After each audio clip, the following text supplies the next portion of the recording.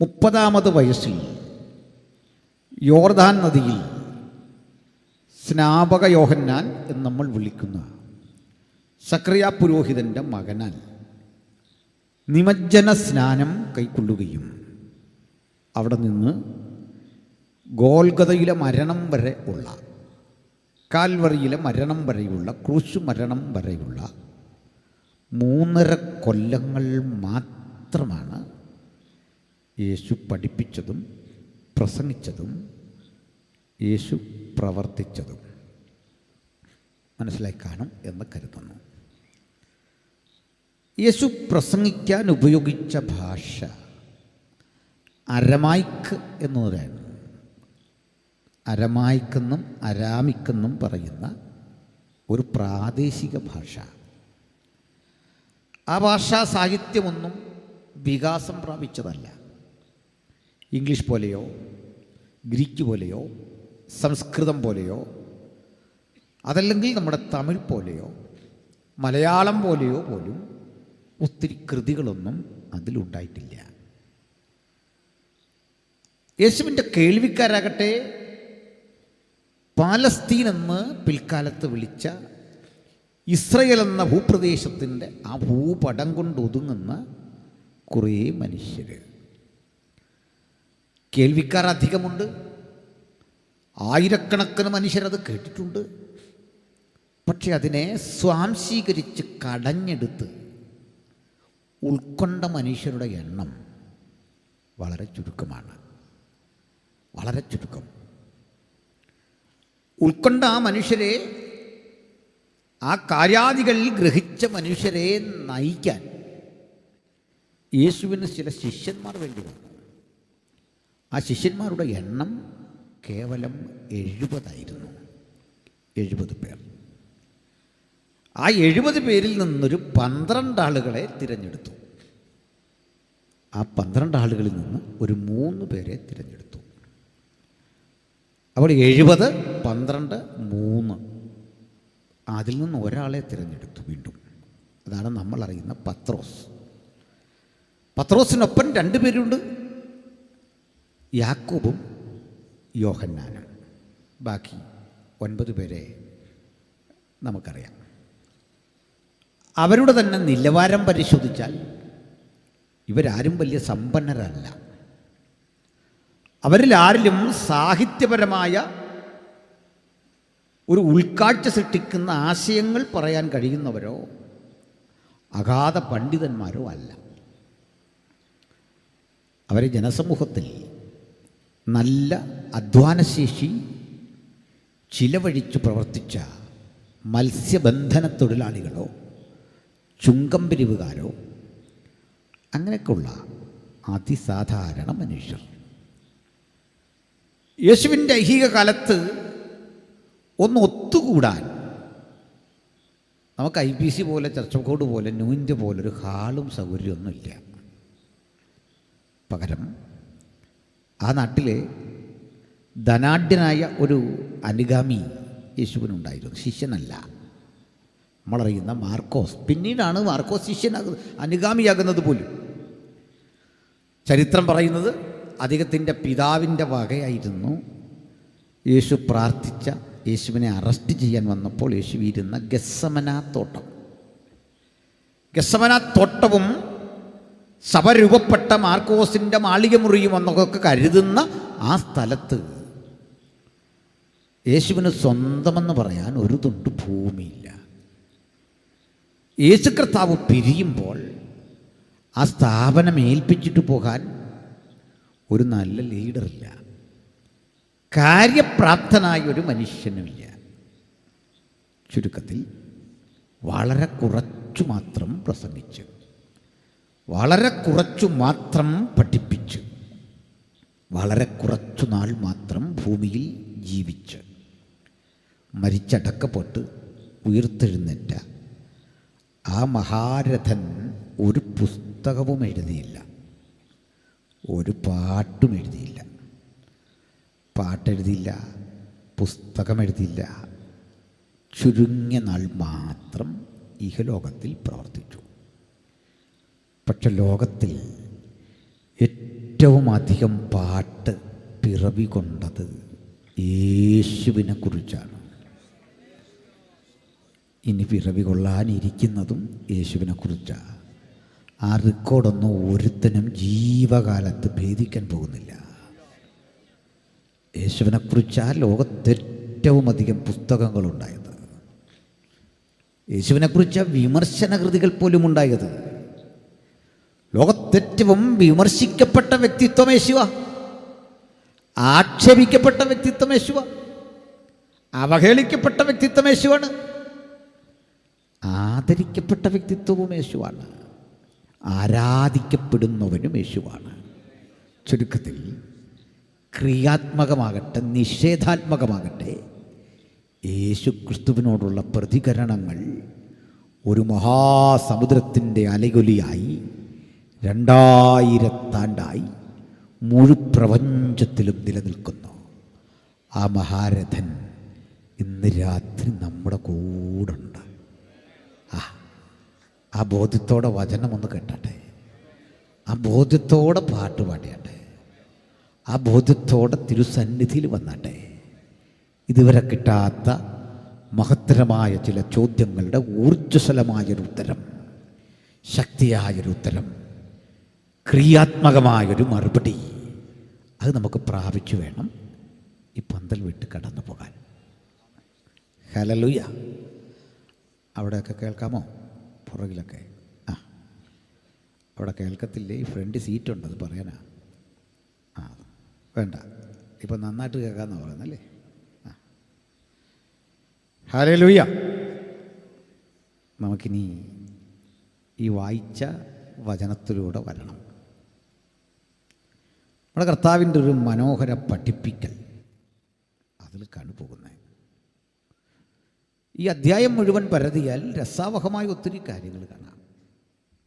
ഇനി മുമ്പിലത്തെ അധ്യായത്തിൽ യേശു പറയുന്നുണ്ട്, മനുഷ്യപുത്രൻ ശത്രുക്കളുടെ കയ്യിൽ ഏൽപ്പിച്ചു കൊടുക്കപ്പെടാൻ പോവുകയാണ്, ക്രൂശിക്കപ്പെടാൻ പോവുകയാണ്, കൊല്ലപ്പെടാൻ പോവുകയാണ്.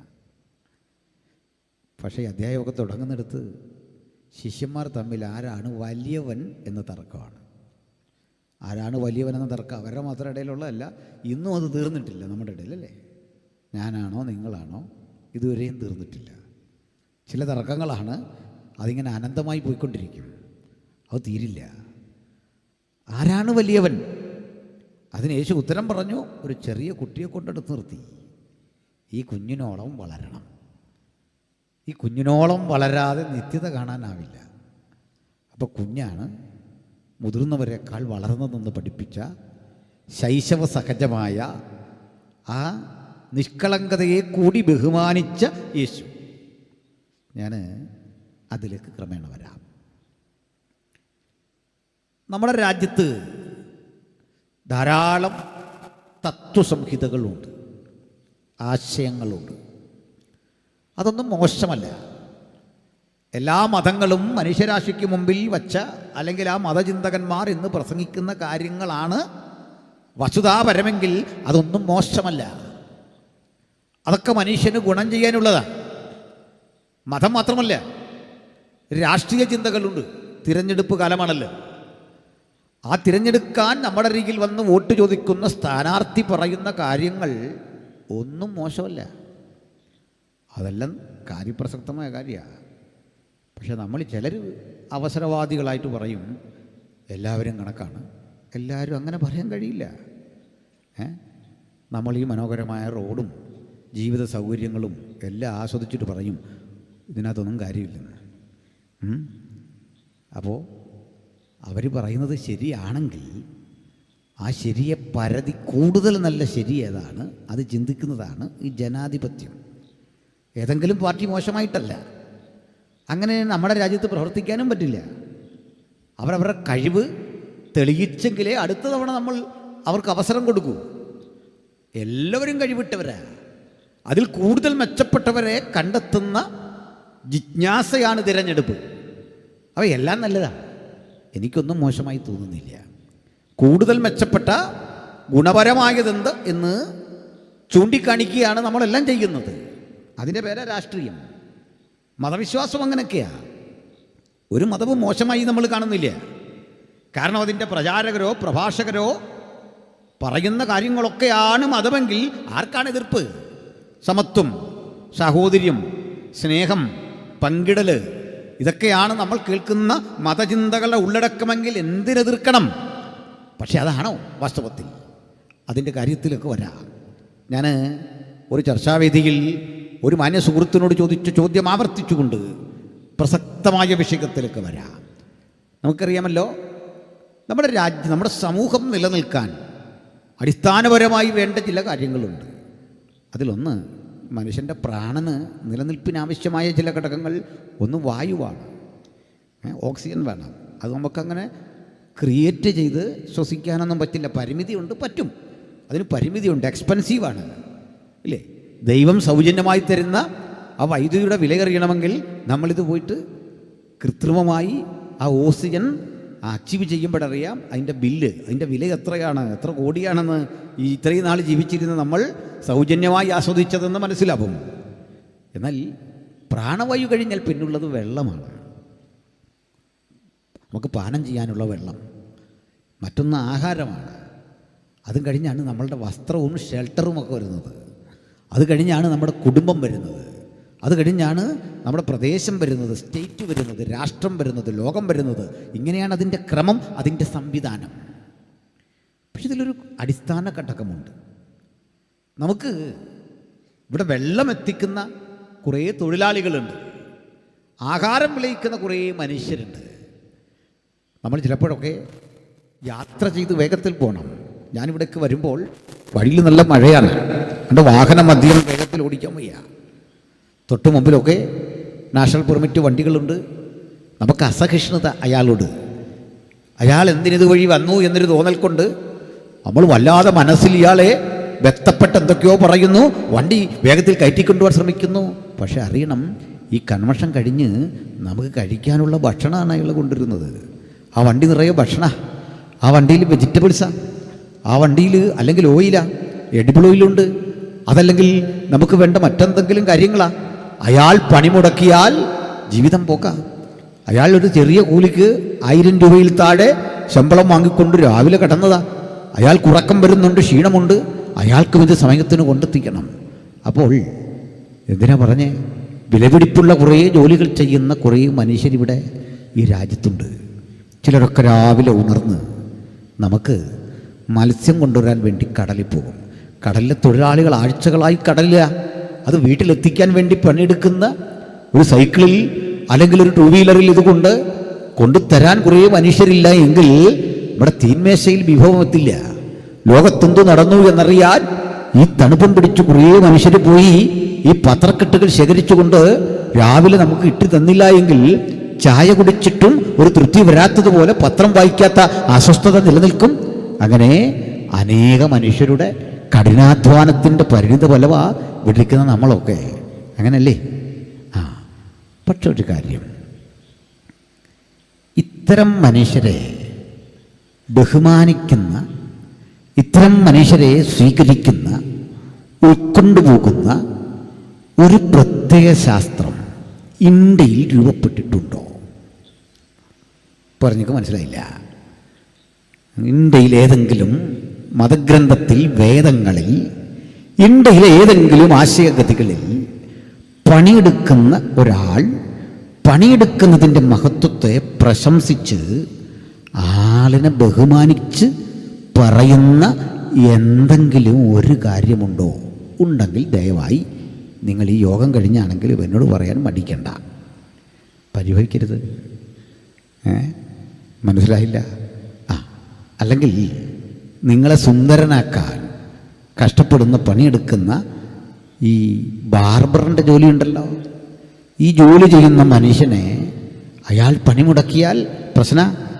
കാരണം അദ്ദേഹം കൃത്യമായി നമ്മെ മിനുക്കി വൃത്തിയാക്കുന്നത് പോലെ നമ്മൾ നോക്കിയാൽ നടക്കില്ല എന്ന് വരും, മുടിവെട്ടിയാൽ ശരിയാവില്ല എന്ന് വരും. ഈ മനുഷ്യരെ ബഹുമാനിക്കുന്നവരുണ്ടാ?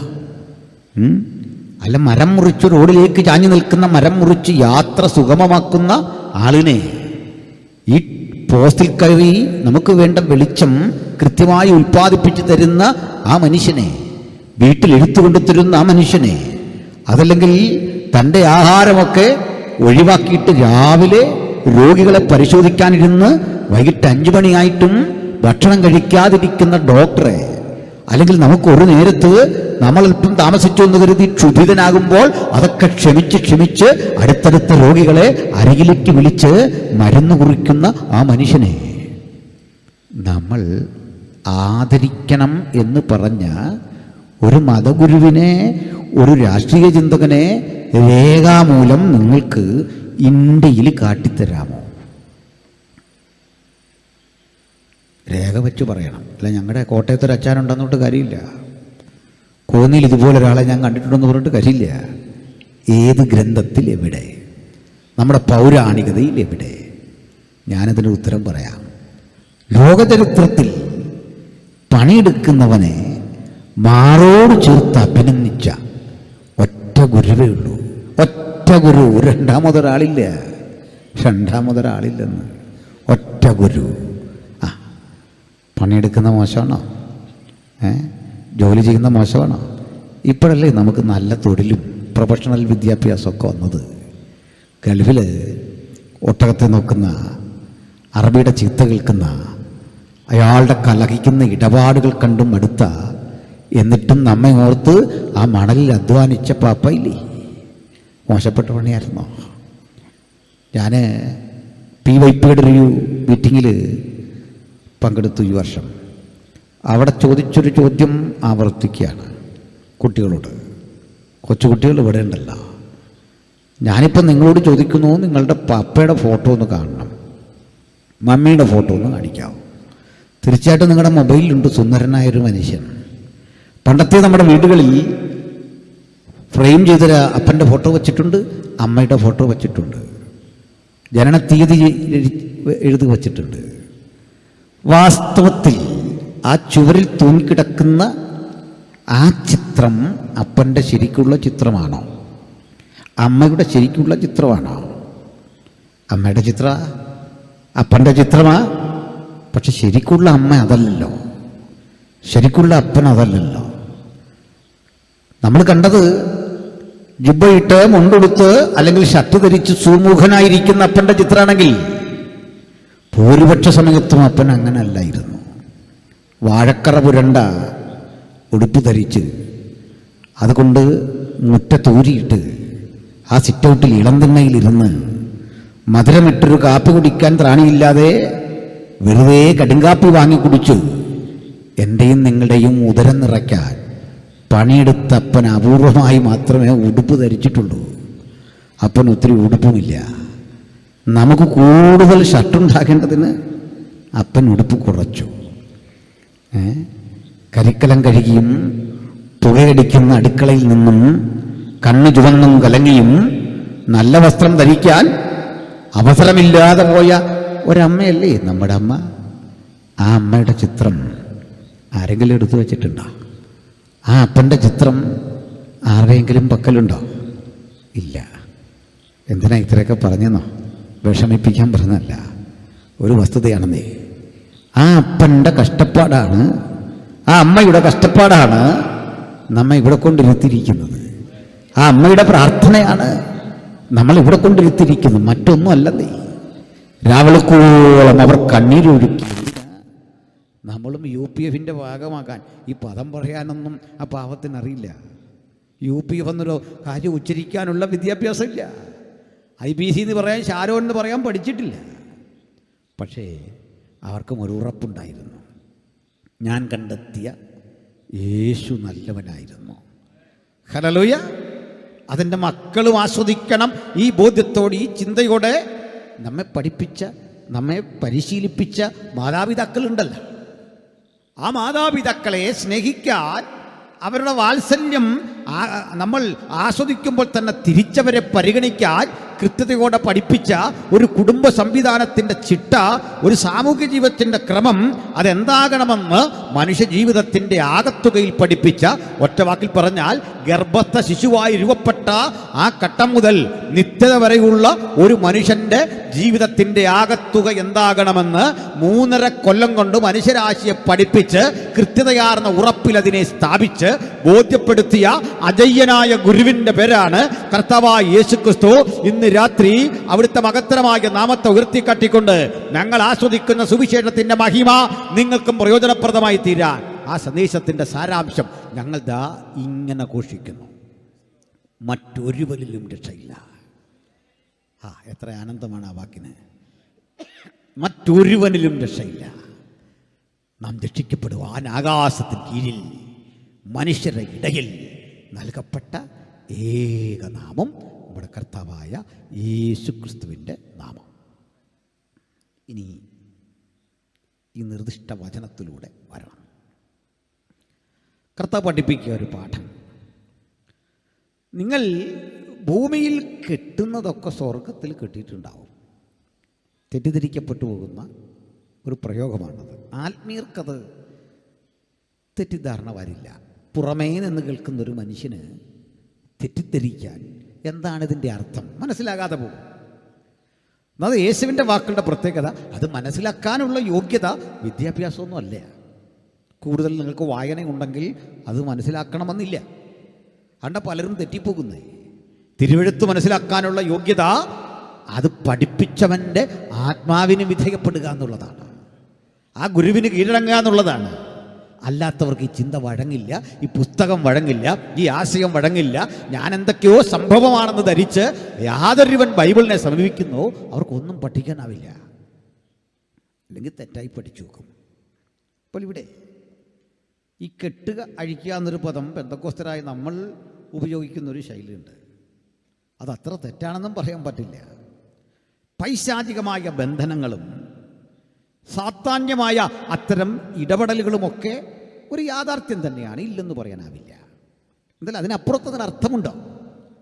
ഇനി അർത്ഥവും ആശയവും എന്തുമാകട്ടെ, ഇരുട്ടിൻ്റെ നിഗൂഢ ലോകം എന്തുമാകട്ടെ, അതിൻ്റെ പദ്ധതികൾ എന്തുമാകട്ടെ, അടുത്ത വാക്യം ആശ്വാസപ്രദമാണ്: 2 or 3 പേർ എൻ്റെ നാമത്തിൽ കൂടി വരുന്നവരുടെ നടുവിൽ, അവരുടെ മധ്യത്തിൽ ഞാനുണ്ട്. ഇതൊരു വാഗ്ദത്തമാണ്, ഇതൊരു ഡിക്ലറേഷനാണ്. ഇത് തീരെ ഇല്ല, ഇതൊരു ഡിക്ലറേഷനാണ്, ഇതൊരു വാഗ്ദത്തമാണ്. ഈ വാഗ്ദത്തം യേശുവിൻ്റെതാണ്. ഓക്കെ, എന്താണ് ഇതിൻ്റെ അർത്ഥം? സാധാരണഗതിയിൽ ഒരു ദിവ്യ പരിവേഷം കൽപ്പിക്കപ്പെടുന്ന ആൾ എങ്ങനെയാണ്?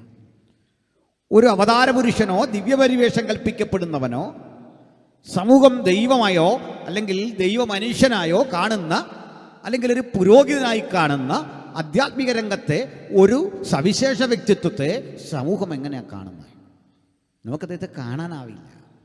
പ്രമുഖനായ ഏതെങ്കിലും അത്തരം ഒരു അവതാരപുരുഷനെയോ ദൈവമായി സമൂഹം വാഴ്ത്തുന്ന ഒരാളെയോ നേരിട്ട് കാണാനാവില്ല. പലതരം കടമ്പകൾ, പലതരം സംവിധാനങ്ങൾ, ഇതൊക്കെ ഉപയോഗിച്ച് നിങ്ങളുടെ വരവിൻ്റെ ലക്ഷ്യം അവർക്ക് മനസ്സിലാവണം, നിങ്ങൾ ആരാണെന്ന് മനസ്സിലാവണം. ഒട്ടേറെ കടമ്പകൾ കടന്ന് മാത്രമേ ഈ മൂല്യവത്തായ വ്യക്തിയുടെ അരികിലേക്ക് നിങ്ങൾക്ക് ചെല്ലാൻ പറ്റൂ. കാരണം അതുകൊണ്ടാണ് മനുഷ്യൻ ഇത്തരം വ്യക്തികളെയോ ഇത്തരം സന്ദർഭങ്ങളെയോ അഭിമുഖീകരിക്കാൻ ഒട്ടേറെ ഒരുക്കങ്ങൾ നടത്തുന്നത്, വ്രതമനുഷ്ഠിക്കുന്നത്, തപസ്സനുഷ്ഠിക്കുന്നത്, കഷ്ടപ്പെടുന്നത്, അല്ലെങ്കിൽ വർജനമാചരിക്കുന്നത്.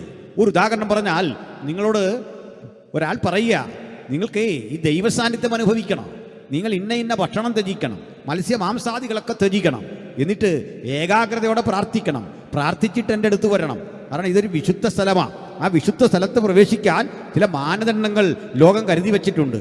അതൊക്കെ ആചരിച്ചു പോരണം. നിങ്ങൾ അത് ആചരിക്കുന്നില്ല എങ്കിൽ നിങ്ങൾക്കാണോ നഷ്ടം, ആ സ്ഥലത്തിനാണോ?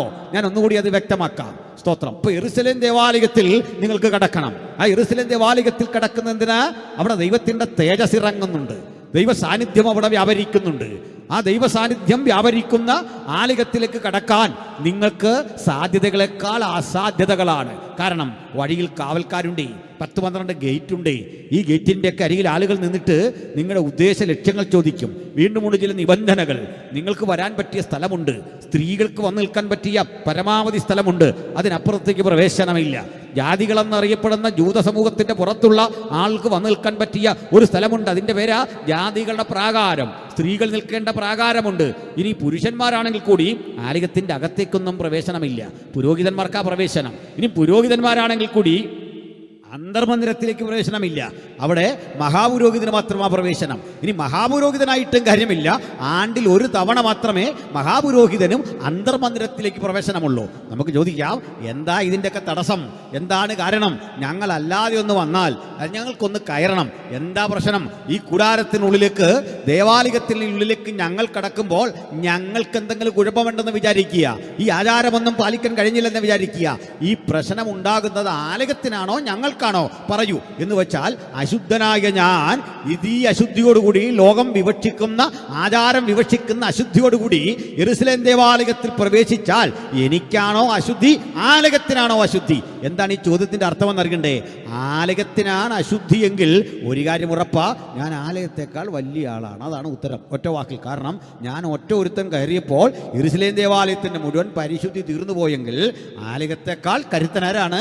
അവിടെ കയറിയ നിങ്ങളാണ്. അതുകൊണ്ടായിരിക്കാം ഒരുപക്ഷെ ചുറ്റും നിൽക്കുന്ന ആളുകൾ അകത്തേക്ക് കടക്കരുത്, കടക്കരുത്, കടക്കരുത് ഇങ്ങനെ മാറ്റി മാറ്റി മാറ്റി നിർത്തുന്നത്. അങ്ങനെയെങ്കിൽ യേശുവിൻ്റെ അരികിലേക്ക് വരാൻ ആളുകൾ ഇങ്ങനെ വെമ്പുന്ന ഘട്ടത്തിൽ ശിഷ്യന്മാർ വഴി തടഞ്ഞു. പോകരുത്, പോകരുത്, പോകരുത്, കുട്ടികളെ അങ്ങോട്ട് വിടരുത്, കാരണം ഇത് പക്വതയുള്ളവരുടെ സ്ഥലമാണ്. ഈ സ്ഥലത്തേക്ക് ചെല്ലണമെങ്കിൽ ചില നിയമാവലികളുണ്ട്. അവരുടെ കുറ്റമല്ല ഇത് പറയാൻ കാരണം. ഒന്നാമത്തെ കാരണം, അവർ പഠിച്ചു വന്നത്, ശീലിച്ചത് യഹൂദ ചിട്ടകളാണ്, സംവിധാനങ്ങളാണ്. അവിടെ അശുദ്ധന്മാരകത്ത് കിടക്കരുത്, കുഷ്ഠരോഗി വരരുത്, പലതരം നിബന്ധനകളുടെ ലോകത്ത് അവർ യേശുവിനെ ഇങ്ങനെ തടഞ്ഞു തടഞ്ഞു നിർത്തുക. അതൊന്നും യേശു അന്നേരം ഒന്നും വിലക്കിയില്ല. കാരണം അവരുടെ അറിവും പ്രാപ്തിയും അതാണെങ്കിൽ എല്ലാത്തരം നിബന്ധനകളെയും ലംഘിച്ചുകൊണ്ട് ഒരിക്കൽ ഒരു സ്ത്രീ വന്ന് യേശു വരുന്ന വഴിയിൽ ഓരം ചാരി ഇങ്ങനെ നിൽക്കുക. അവൾക്ക് ഒരു കൗതുകം യേശുവിനെ ഒന്ന് കാണാൻ. ഈ സെലിബ്രിറ്റികളെ കാണാൻ കുട്ടികളൊക്കെ കൂടുന്ന പോലെ ആകാം ഒരുപക്ഷെ കൂടുന്നത്. യേശുവെന്ന് കേട്ടിട്ടുണ്ട്, ധാരാളം അറിഞ്ഞിട്ടുണ്ട്, ധാരാളം മനസ്സിലാക്കിയിട്ടുണ്ട്. ഒരു സ്ത്രീ നിൽക്കുക. നമുക്ക് അങ്ങനെ കുറേ മനുഷ്യരെ ബൈബിളിൽ പരിചയപ്പെടാൻ പറ്റും. ഈ സ്ത്രീക്ക് ചില രോഗങ്ങളും പ്രശ്നങ്ങളും ഒക്കെ ഉണ്ട്. ഇതുകൂടാതെ നമുക്കൊരു പുരുഷനെ കാണാം, സക്കായി. അയാൾക്കും ചില പരിമിതികളുണ്ട്. നാട്ടിലൊരു വിലയുമില്ലാത്ത മനുഷ്യനാണ്. ഇനി മത്തായി ഉണ്ടല്ലോ, ഈ എഴുത്തുകാരനായ മത്തായി, അയാളും ചുങ്കം പിരിക്കുന്ന ആളാണ്. ഇനിയും ഇങ്ങനെ കുറേ മനുഷ്യരെ നോക്ക്. ഒരു 10 കുഷ്ഠരോഗികളെ ലൂക്കോസ് പരിചയപ്പെടുത്തുന്നുണ്ട് നമുക്കിടയിൽ. കാരണം ഈ കുഷ്ഠരോഗികൾ സമൂഹത്തിലേക്ക് വന്നാൽ ഈ രോഗം സ്പ്രെഡ് ചെയ്യും. അവരെ മരിച്ചവർക്ക് തുല്യരായി കണ്ടുകൊണ്ട് പാളയത്തിൻ്റെ പുറത്തു കൊണ്ട് തള്ളിയിരിക്കുക. ഇവർക്കാർക്കും പ്രവേശനമില്ല. നിയമം മൂലം പറയുക, അംഗഹീനനായവൻ ഒന്നും ഇവിടെ വരണ്ട, കണ്ണ് കാണാത്തവൻ വരണ്ട, പൊക്കോ പൊക്കോ പൊക്കോ എന്ന് വിളിച്ചു പറയുന്ന നിയമബോധം അവിടെ കൃത്യമായി വർക്കൗട്ടാകുന്ന ഒരു സംവിധാനം നിലനിൽക്കേ അതിൻ്റെ നടുവിലൂടെ യേശു വന്നിട്ട് പറയുകയാണ്, എൻ്റെ നാമത്തിൽ 2 or 3 പേർ എവിടെ കൂടിയാലും, എവിടെയാണ് നിങ്ങൾ സമ്മേളിച്ചിരിക്കുന്ന അവിടെ, അതെൻ്റെ ഒരു വ്യാഖ്യാനമാണ്, തെറ്റൊന്നുമില്ലത്, ലിറ്ററൽ എഴുത്തല്ല. അവരുടെ നടുവിൽ ഞാനുണ്ട്. എത്ര ആശ്വാസം! അപ്പോൾ കുഷ്ഠരോഗിക്കും കൂടാ, ചേരി നിവാസിക്കും കൂടാ, സ്ത്രീകൾക്കും കൂടാ, സമൂഹം പഷ്ടുകൽപ്പിച്ച മനുഷ്യർക്കും യേശുവിൻ്റെ നാമത്തിൽ ഒത്തുകൂടാ. അങ്ങനെ ഒത്തുകൂടിയാൽ ഉറപ്പ്, വാക്ക് പറഞ്ഞ പ്രസംഗകൻ വന്നില്ല എന്ന് വരും, പാട്ടുകാരൻ ഓടി എത്തിയില്ല എന്ന് വരും, അധ്യക്ഷനായി കണ്ട വ്യക്തി വന്നില്ല എന്ന് വരും. പക്ഷേ യേശു നമ്മുടെ മധ്യത്തിലുണ്ട്. ഉറപ്പാണ് ആ കാര്യം. ഞാൻ നിങ്ങളുടെ നടുവിലുണ്ട്, വെറുതെ നിൽക്കല്ല. എന്തിനാണ് അങ്ങനെ ഒരു വാക്ക് പറഞ്ഞത്? അതിലേക്കാണ് ഞാൻ ക്രമേണ വരുന്നത്. ബഹുമാനരെ, നമുക്ക് ഈ സ്ത്രീയെ തന്നെ പരിശോധിക്കാം. ഈ സ്ത്രീ ഏതെങ്കിലും തെറ്റുകാരിയാണെന്നോ കുറ്റവാളിയാണെന്നോ എടുത്തു പറയാനൊന്നും ആവില്ല. പക്ഷെ പാപിയായ മറിയം എന്നൊക്കെ ഒരു വാക്യം ചേർന്ന് വരുന്നത് കൊണ്ട് അത് ഈ സ്ത്രീയെ കേന്ദ്രീകരിച്ച് പറയുകയും അവരെ കുറ്റവാളിയാക്കുകയും ചെയ്യുന്ന ഒരു പ്രവണതയുണ്ട്. ആകട്ടെ, ആ പാരമ്പര്യം ഇനി അങ്ങനെ ആണെങ്കിൽ കൂടി ഒരു പരിഹരിക്കപ്പെടണ്ടേ? എന്താ ഈ ചോദ്യത്തിൻ്റെ അർത്ഥം? ഈ നാട്ടിൽ ഏറ്റവും മോശപ്പെട്ടൊരു മനുഷ്യനുണ്ടെന്ന് വിചാരിക്കുക. ഏറ്റവും മോശപ്പെട്ട ഒരു സ്ത്രീ എന്ന് പറയേണ്ട കാര്യമില്ല, പുരുഷനിലുമുണ്ടല്ലോ അത്തരം മോശപ്പെട്ട ആളുകൾ.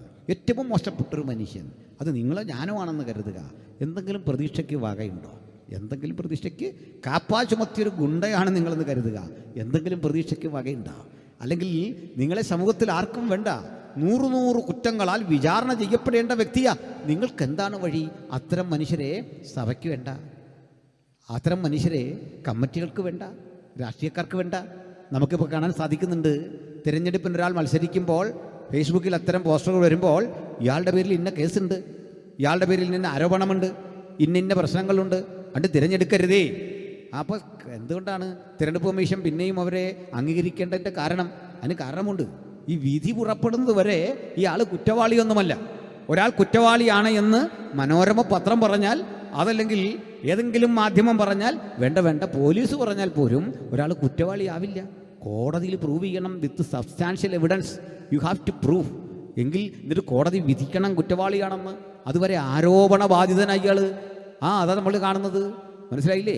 നിങ്ങൾ പണം അപഹരിച്ചു, അല്ലെങ്കിൽ നിങ്ങൾ ക്രിമിനൽ കുറ്റം ചെയ്തു എന്നൊക്കെ പറയുമ്പോൾ ആരോപണം വിത്ത് സബ്സ്റ്റാൻഷ്യൽ എവിഡൻസ്, ഏറ്റവും തെളിവുകളോടുകൂടി കോടതിയെ ബോധ്യപ്പെടുത്തുകയും കോടതി വിധി പുറപ്പെടുവിക്കുകയും ചെയ്ത് കുറ്റവാളി എന്ന് കണ്ടെങ്കിൽ മാത്രമേ നിങ്ങൾ കുറ്റവാളിയാകുന്നുള്ളൂ.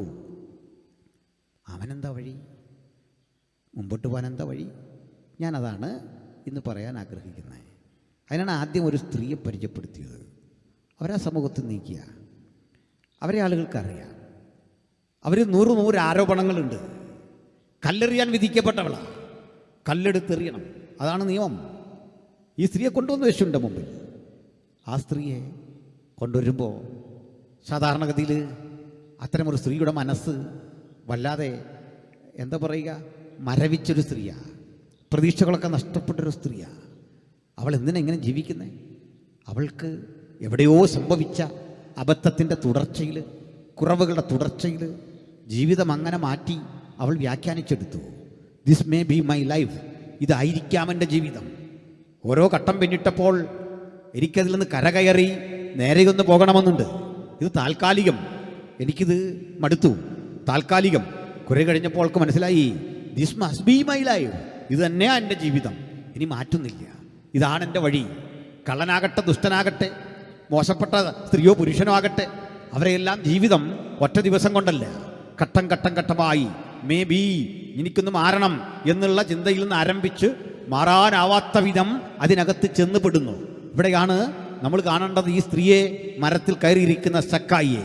പരോക്ഷമായോ പ്രത്യക്ഷമായോ അവരുടെ ഉള്ളിൽ രൂഢമൂലമായി കിടക്കുന്ന 100 കണക്കിന് പ്രശ്നങ്ങൾ അവരെ ഇങ്ങനെ ക്വസ്റ്റ്യൻ ചെയ്തുകൊണ്ടിരിക്കുക.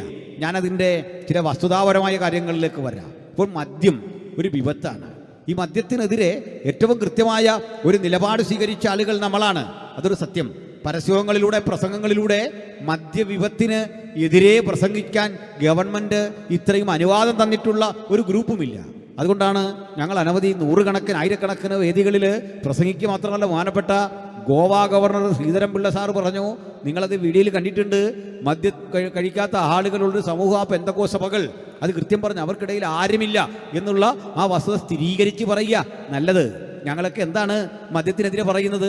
അതിൻ്റെ ഉള്ളിലെ ഘടകങ്ങളെന്താ, അത് കുടിച്ചാൽ ഉണ്ടാകുന്ന പ്രശ്നങ്ങൾ എങ്ങനെ, ഹൈപ്പോതലാമസിനെ അതെങ്ങനെ ബാധിക്കുന്നു, നാഡീഞരമ്പുകളെ എങ്ങനെ സ്തംഭിപ്പിക്കുന്നു, എന്തുകൊണ്ട് ഈ മദ്യം കഴിച്ച മനുഷ്യൻ്റെ ശരീരം വിറയ്ക്കുന്നു, വിഡ്രോവൽ സിൻഡ്രോം എന്തുകൊണ്ട് സംഭവിക്കുന്നു, ഇതൊക്കെ സയൻറ്റിഫിക്കലി പഠിക്കുകയും ഇത് അനുഭവിക്കുന്ന മനുഷ്യരെ ചെന്ന് കണ്ട് തിരിച്ച് ജീവിതത്തിലേക്ക് കൊണ്ടുവരാൻ കഠിനാധ്വാനം നടത്തുകയും അതിൽ ചിലതൊക്കെ വിജയിക്കുകയൊക്കെ ചെയ്യുന്ന 100 അനുഭവങ്ങളുടെ വഴിയിലാണ് നമ്മുടെ ക്രിസ്തീയ ജീവിതം. പക്ഷെ ഒരു പ്രശ്നമുണ്ടേ.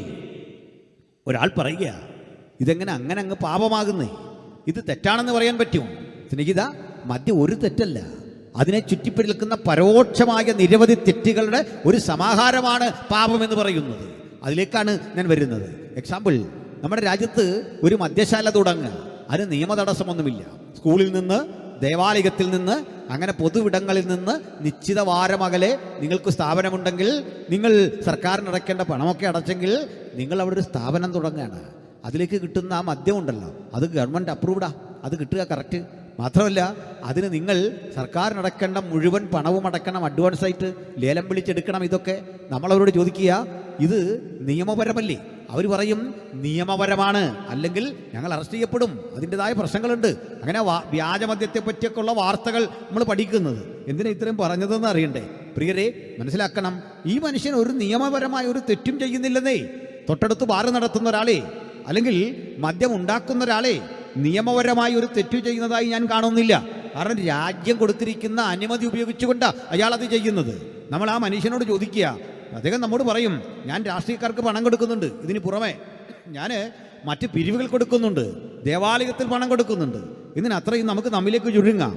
എല്ലാ കള്ളിഷാപ്പിൻ്റെ മുമ്പിലും നമ്മൾ കാണാറുണ്ട് ഈ നക്ഷത്രം, അല്ലെങ്കിൽ അത് പതിപ്പിച്ചിട്ടിരിക്കുന്നത്. അതില്ലാത്തൊരു ബാറും കാണുന്നില്ല.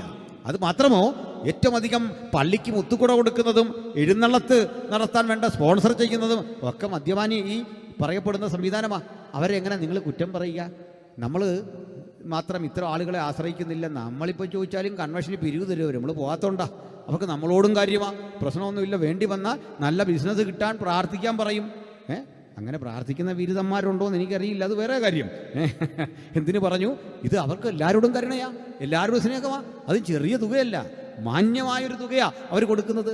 ലക്ഷങ്ങളാണ് ഇത്തരം ആളുകൾ വിതരണം ചെയ്യുന്നത്. അവർക്ക് സാമൂഹ്യ സേവനമുണ്ട്, പ്രധാനപ്പെട്ട പല കാര്യങ്ങളുണ്ട്. പഞ്ചായത്തിൻ്റെയോ സർക്കാരിൻ്റെയോ പ്രോഗ്രാമുകൾ വന്നാൽ അതിന് വേണ്ട ആ മുന്തിയ ഇനം ഒരു കാര്യം അവർ ചെയ്യുന്നത്. അപ്പോൾ ഇത്തരം ഒരു കാര്യം എങ്ങനെ തെറ്റാകും? ഇതിന് മറ്റൊരു കാര്യം കൂടി പറയാം. നമ്മുടെ തിരുവിതാംകൂറിൽ പണ്ട് വേലുത്തമ്പി തളവയുടെയൊക്കെ കാലത്ത് നമ്മുടെ കേരളം ഒരു കടക്കണിയിലേക്ക് പോയി, വലിയ കടക്കണി. അന്ന് പൈസക്ക് ഭയങ്കര വിലയുള്ള കാലമാണ്, ഓർക്കണം. ഞാൻ കഴിഞ്ഞ ദിവസം ഒരു കൺവെൻഷനിൽ പ്രസംഗിച്ചു, ഒരു പൊതുയോഗത്തിൽ പ്രസംഗിച്ചു. കേരളത്തിൽ ആദ്യം ഒരു ഭൂമി ആധാരം നടക്കുന്നത് അങ്ങ് മൂന്നാറിലാണ്, 3000 ഏക്കർ സ്ഥലം. അന്ന് 1 സെൻറ്റ് സ്ഥലത്തിൻ്റെ വില എന്ന് പറയുന്നത് 25 പൈസയാണ്, കാലണ എന്ന് പറയും. കാലണ 1 സെൻറ്റിന്. അങ്ങനെ 3000 ഏക്കർ ഭൂമി ആദ്യം 1869 കേരളത്തിലൊരു ആധാരം നടക്കിയ. അതിന് മുമ്പൊക്കെ ഉള്ള ചില സ്ഥിതിയുണ്ട്. നമ്മുടെ തിരുവിതാംകൂറിൽ നടന്നിരുന്ന ഒരു കാര്യമാണ്. സർക്കാർ നിലനിന്ന് പോകണ്ടേ, ഈസ്റ്റ് ഇന്ത്യ കമ്പനിക്ക് കപ്പം കൊടുക്കണ്ടേ? ഈസ്റ്റ് ഇന്ത്യ കമ്പനിക്ക് കപ്പം കൊടുത്തു വേലുത്തമ്പി തളവാം ആകെ തകർന്നുപോയി. 8 ലക്ഷം ഒരു തവണ, വീണ്ടും 8 ലക്ഷം. മടുത്താണ് അദ്ദേഹം ലാസ്റ്റ് അതിനെതിരെയൊക്കെ പടപ്പുറപ്പാട് നടത്തിയത്. അപ്പോൾ അന്ന് എന്താ വിഷയമെന്ന് കേൾക്കണ്ടേ? ഈ സർക്കാരായിരുന്നു അന്ന് ഈ കറുപ്പ്, കഞ്ചാവ്, അതുപോലെ ഓപ്പിയം എന്ന് പറയുന്ന സാധനം. ഓപ്പിയവും കഞ്ചാവും പുകലയും കള്ളുമായിരുന്നു അന്നത്തെ പ്രധാന കേരളത്തിലെ വ്യവസായം, അല്ലെങ്കിൽ വരുമാന വഴി. പക്ഷെ അന്നൊരു കാര്യമുണ്ട്, ഇത് കംപ്ലീറ്റ്ലി സർക്കാരിൻ്റെ ഉടമസ്ഥതയില്ല, മറ്റു മനുഷ്യർക്കൊന്നും പറ്റില്ല. അപ്പോഴാണ് മാധവറാവു എന്നു പേരായ ഒരു 30 വയസ്സുകാരൻ IAS നമ്മളുടെ കൊണ്ടവർ പറഞ്ഞു, കടക്കണിയിലാണ്, ഇതൊന്ന് രക്ഷപ്പെടുത്തണം. മാധവറാവു പറഞ്ഞു പേടിക്കാനൊന്നുമില്ല. മാധവറാവുവിൻ്റെ മാധവറാവുവിൻ്റെ പ്രതിമയാണ് നമ്മൾ പാളയം വഴി പോകുമ്പോൾ കാണുന്നത്. മാധവറാവു പറഞ്ഞു അങ്ങനെ പേടിക്കൊന്നും വേണ്ട, കടം മാറ്റാനൊരു വഴിയുണ്ട്. ഈ പുകല നമുക്ക് ഈ സർക്കാരിൽ നിന്ന് എടുത്ത് പ്രൈവറ്റ് ആക്കണം, പുകല കച്ചവടം. അങ്ങനെ ജാഫ്നയിൽ നിന്ന്, ലങ്കയിൽ നിന്ന് കൊണ്ടുവരുന്ന പുകയില അത് പ്രൈവറ്റ് പാർട്ടികൾ കച്ചവടം ചെയ്യാനുണ്ടെങ്കിൽ അതുപോലെ കള്ള് പ്രൈവറ്റ് ആക്കണം, നമുക്ക് കഞ്ചാവ് പ്രൈവറ്റ് ആക്കണം. ആരെങ്കിലുമൊക്കെ നട്ടു വളർത്തി അവർ നമ്മുടെ കടവും വീടും കാര്യങ്ങളങ്ങനെ നടക്കുകയും ചെയ്യും. അത്ഭുതമെന്ന് പറയട്ടെ, നോക്കി നിൽക്കിയ കേരളത്തിൻ്റെ കടം മാറിക്കും. കണ്ടോ, ബുദ്ധിമാനായ ഒരു IAS ഓഫീസർ എന്ത് ചെയ്തു?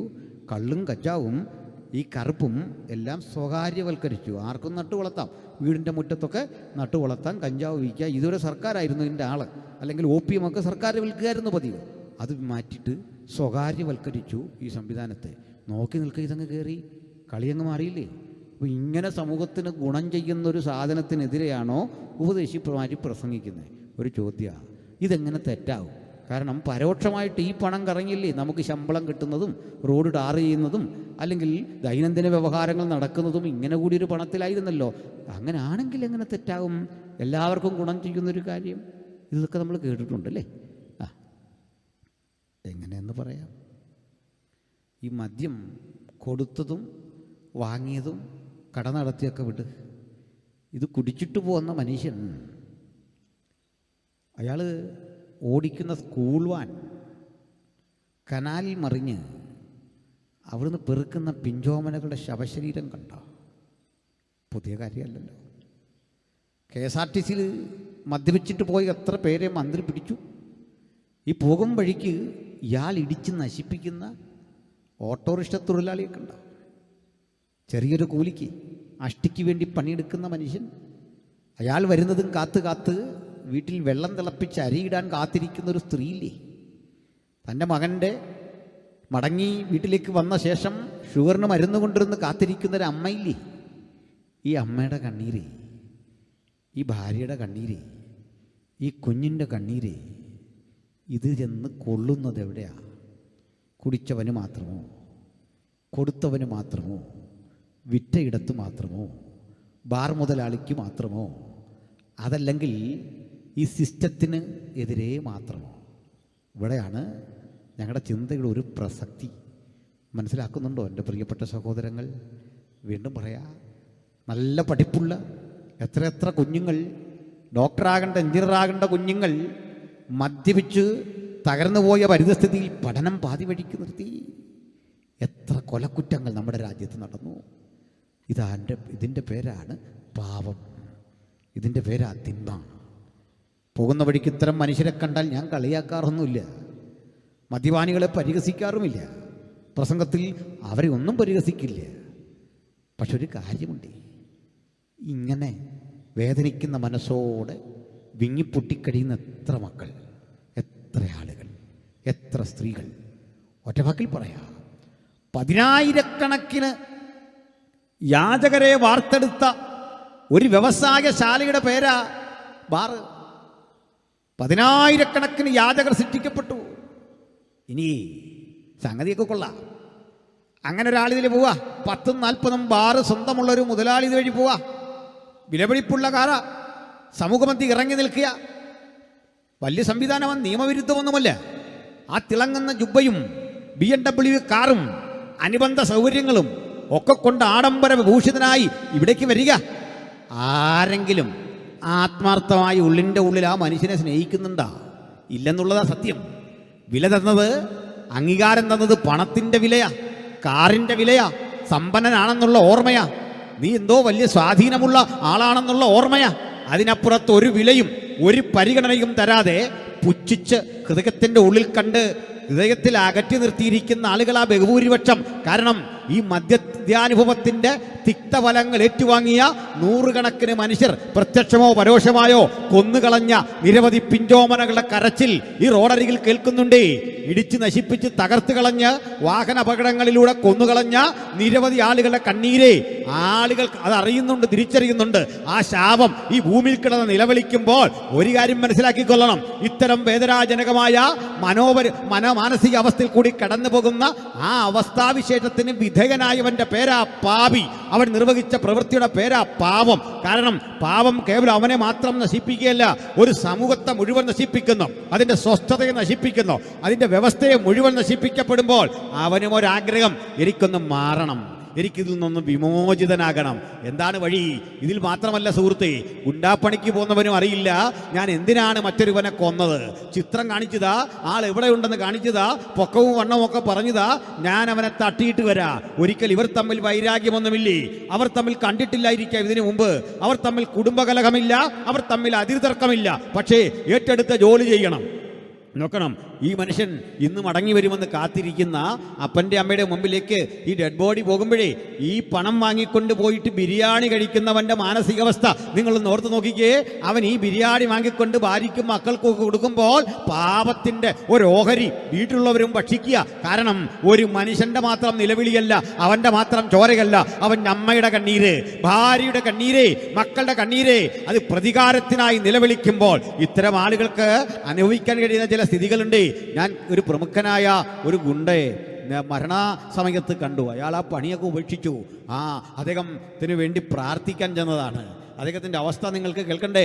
സ്തോത്രം. എല്ലാം എനിക്ക് പറയാൻ പരിമിതികളുണ്ട്, എങ്കിലും പറയാ. പ്രാർത്ഥിക്കാൻ നിന്നു, പേരൊക്കെ വിളിച്ചു, കാര്യങ്ങളൊക്കെ ഞാൻ അങ്ങോട്ട് പറഞ്ഞു, ചോദിച്ചു. ഒടുക്കം ഞാൻ ചോദിച്ചു, നിങ്ങൾ ഈ തട്ടിക്കളഞ്ഞ, നിങ്ങളിങ്ങനെ ഉപദ്രവിച്ച മനുഷ്യരില്ലേ, ഈ മനുഷ്യരാരും നിങ്ങൾക്ക് 1 രൂപ പോലും തരാനുള്ളവരില്ല, നിങ്ങളുമായി അതിർതർക്കമില്ല, നിങ്ങളൊരു ചീത്ത പോലും പറഞ്ഞിട്ടില്ല, പിന്നെ എന്തിനാ നിങ്ങൾ ചെയ്യുന്നറിയണ്ടേ?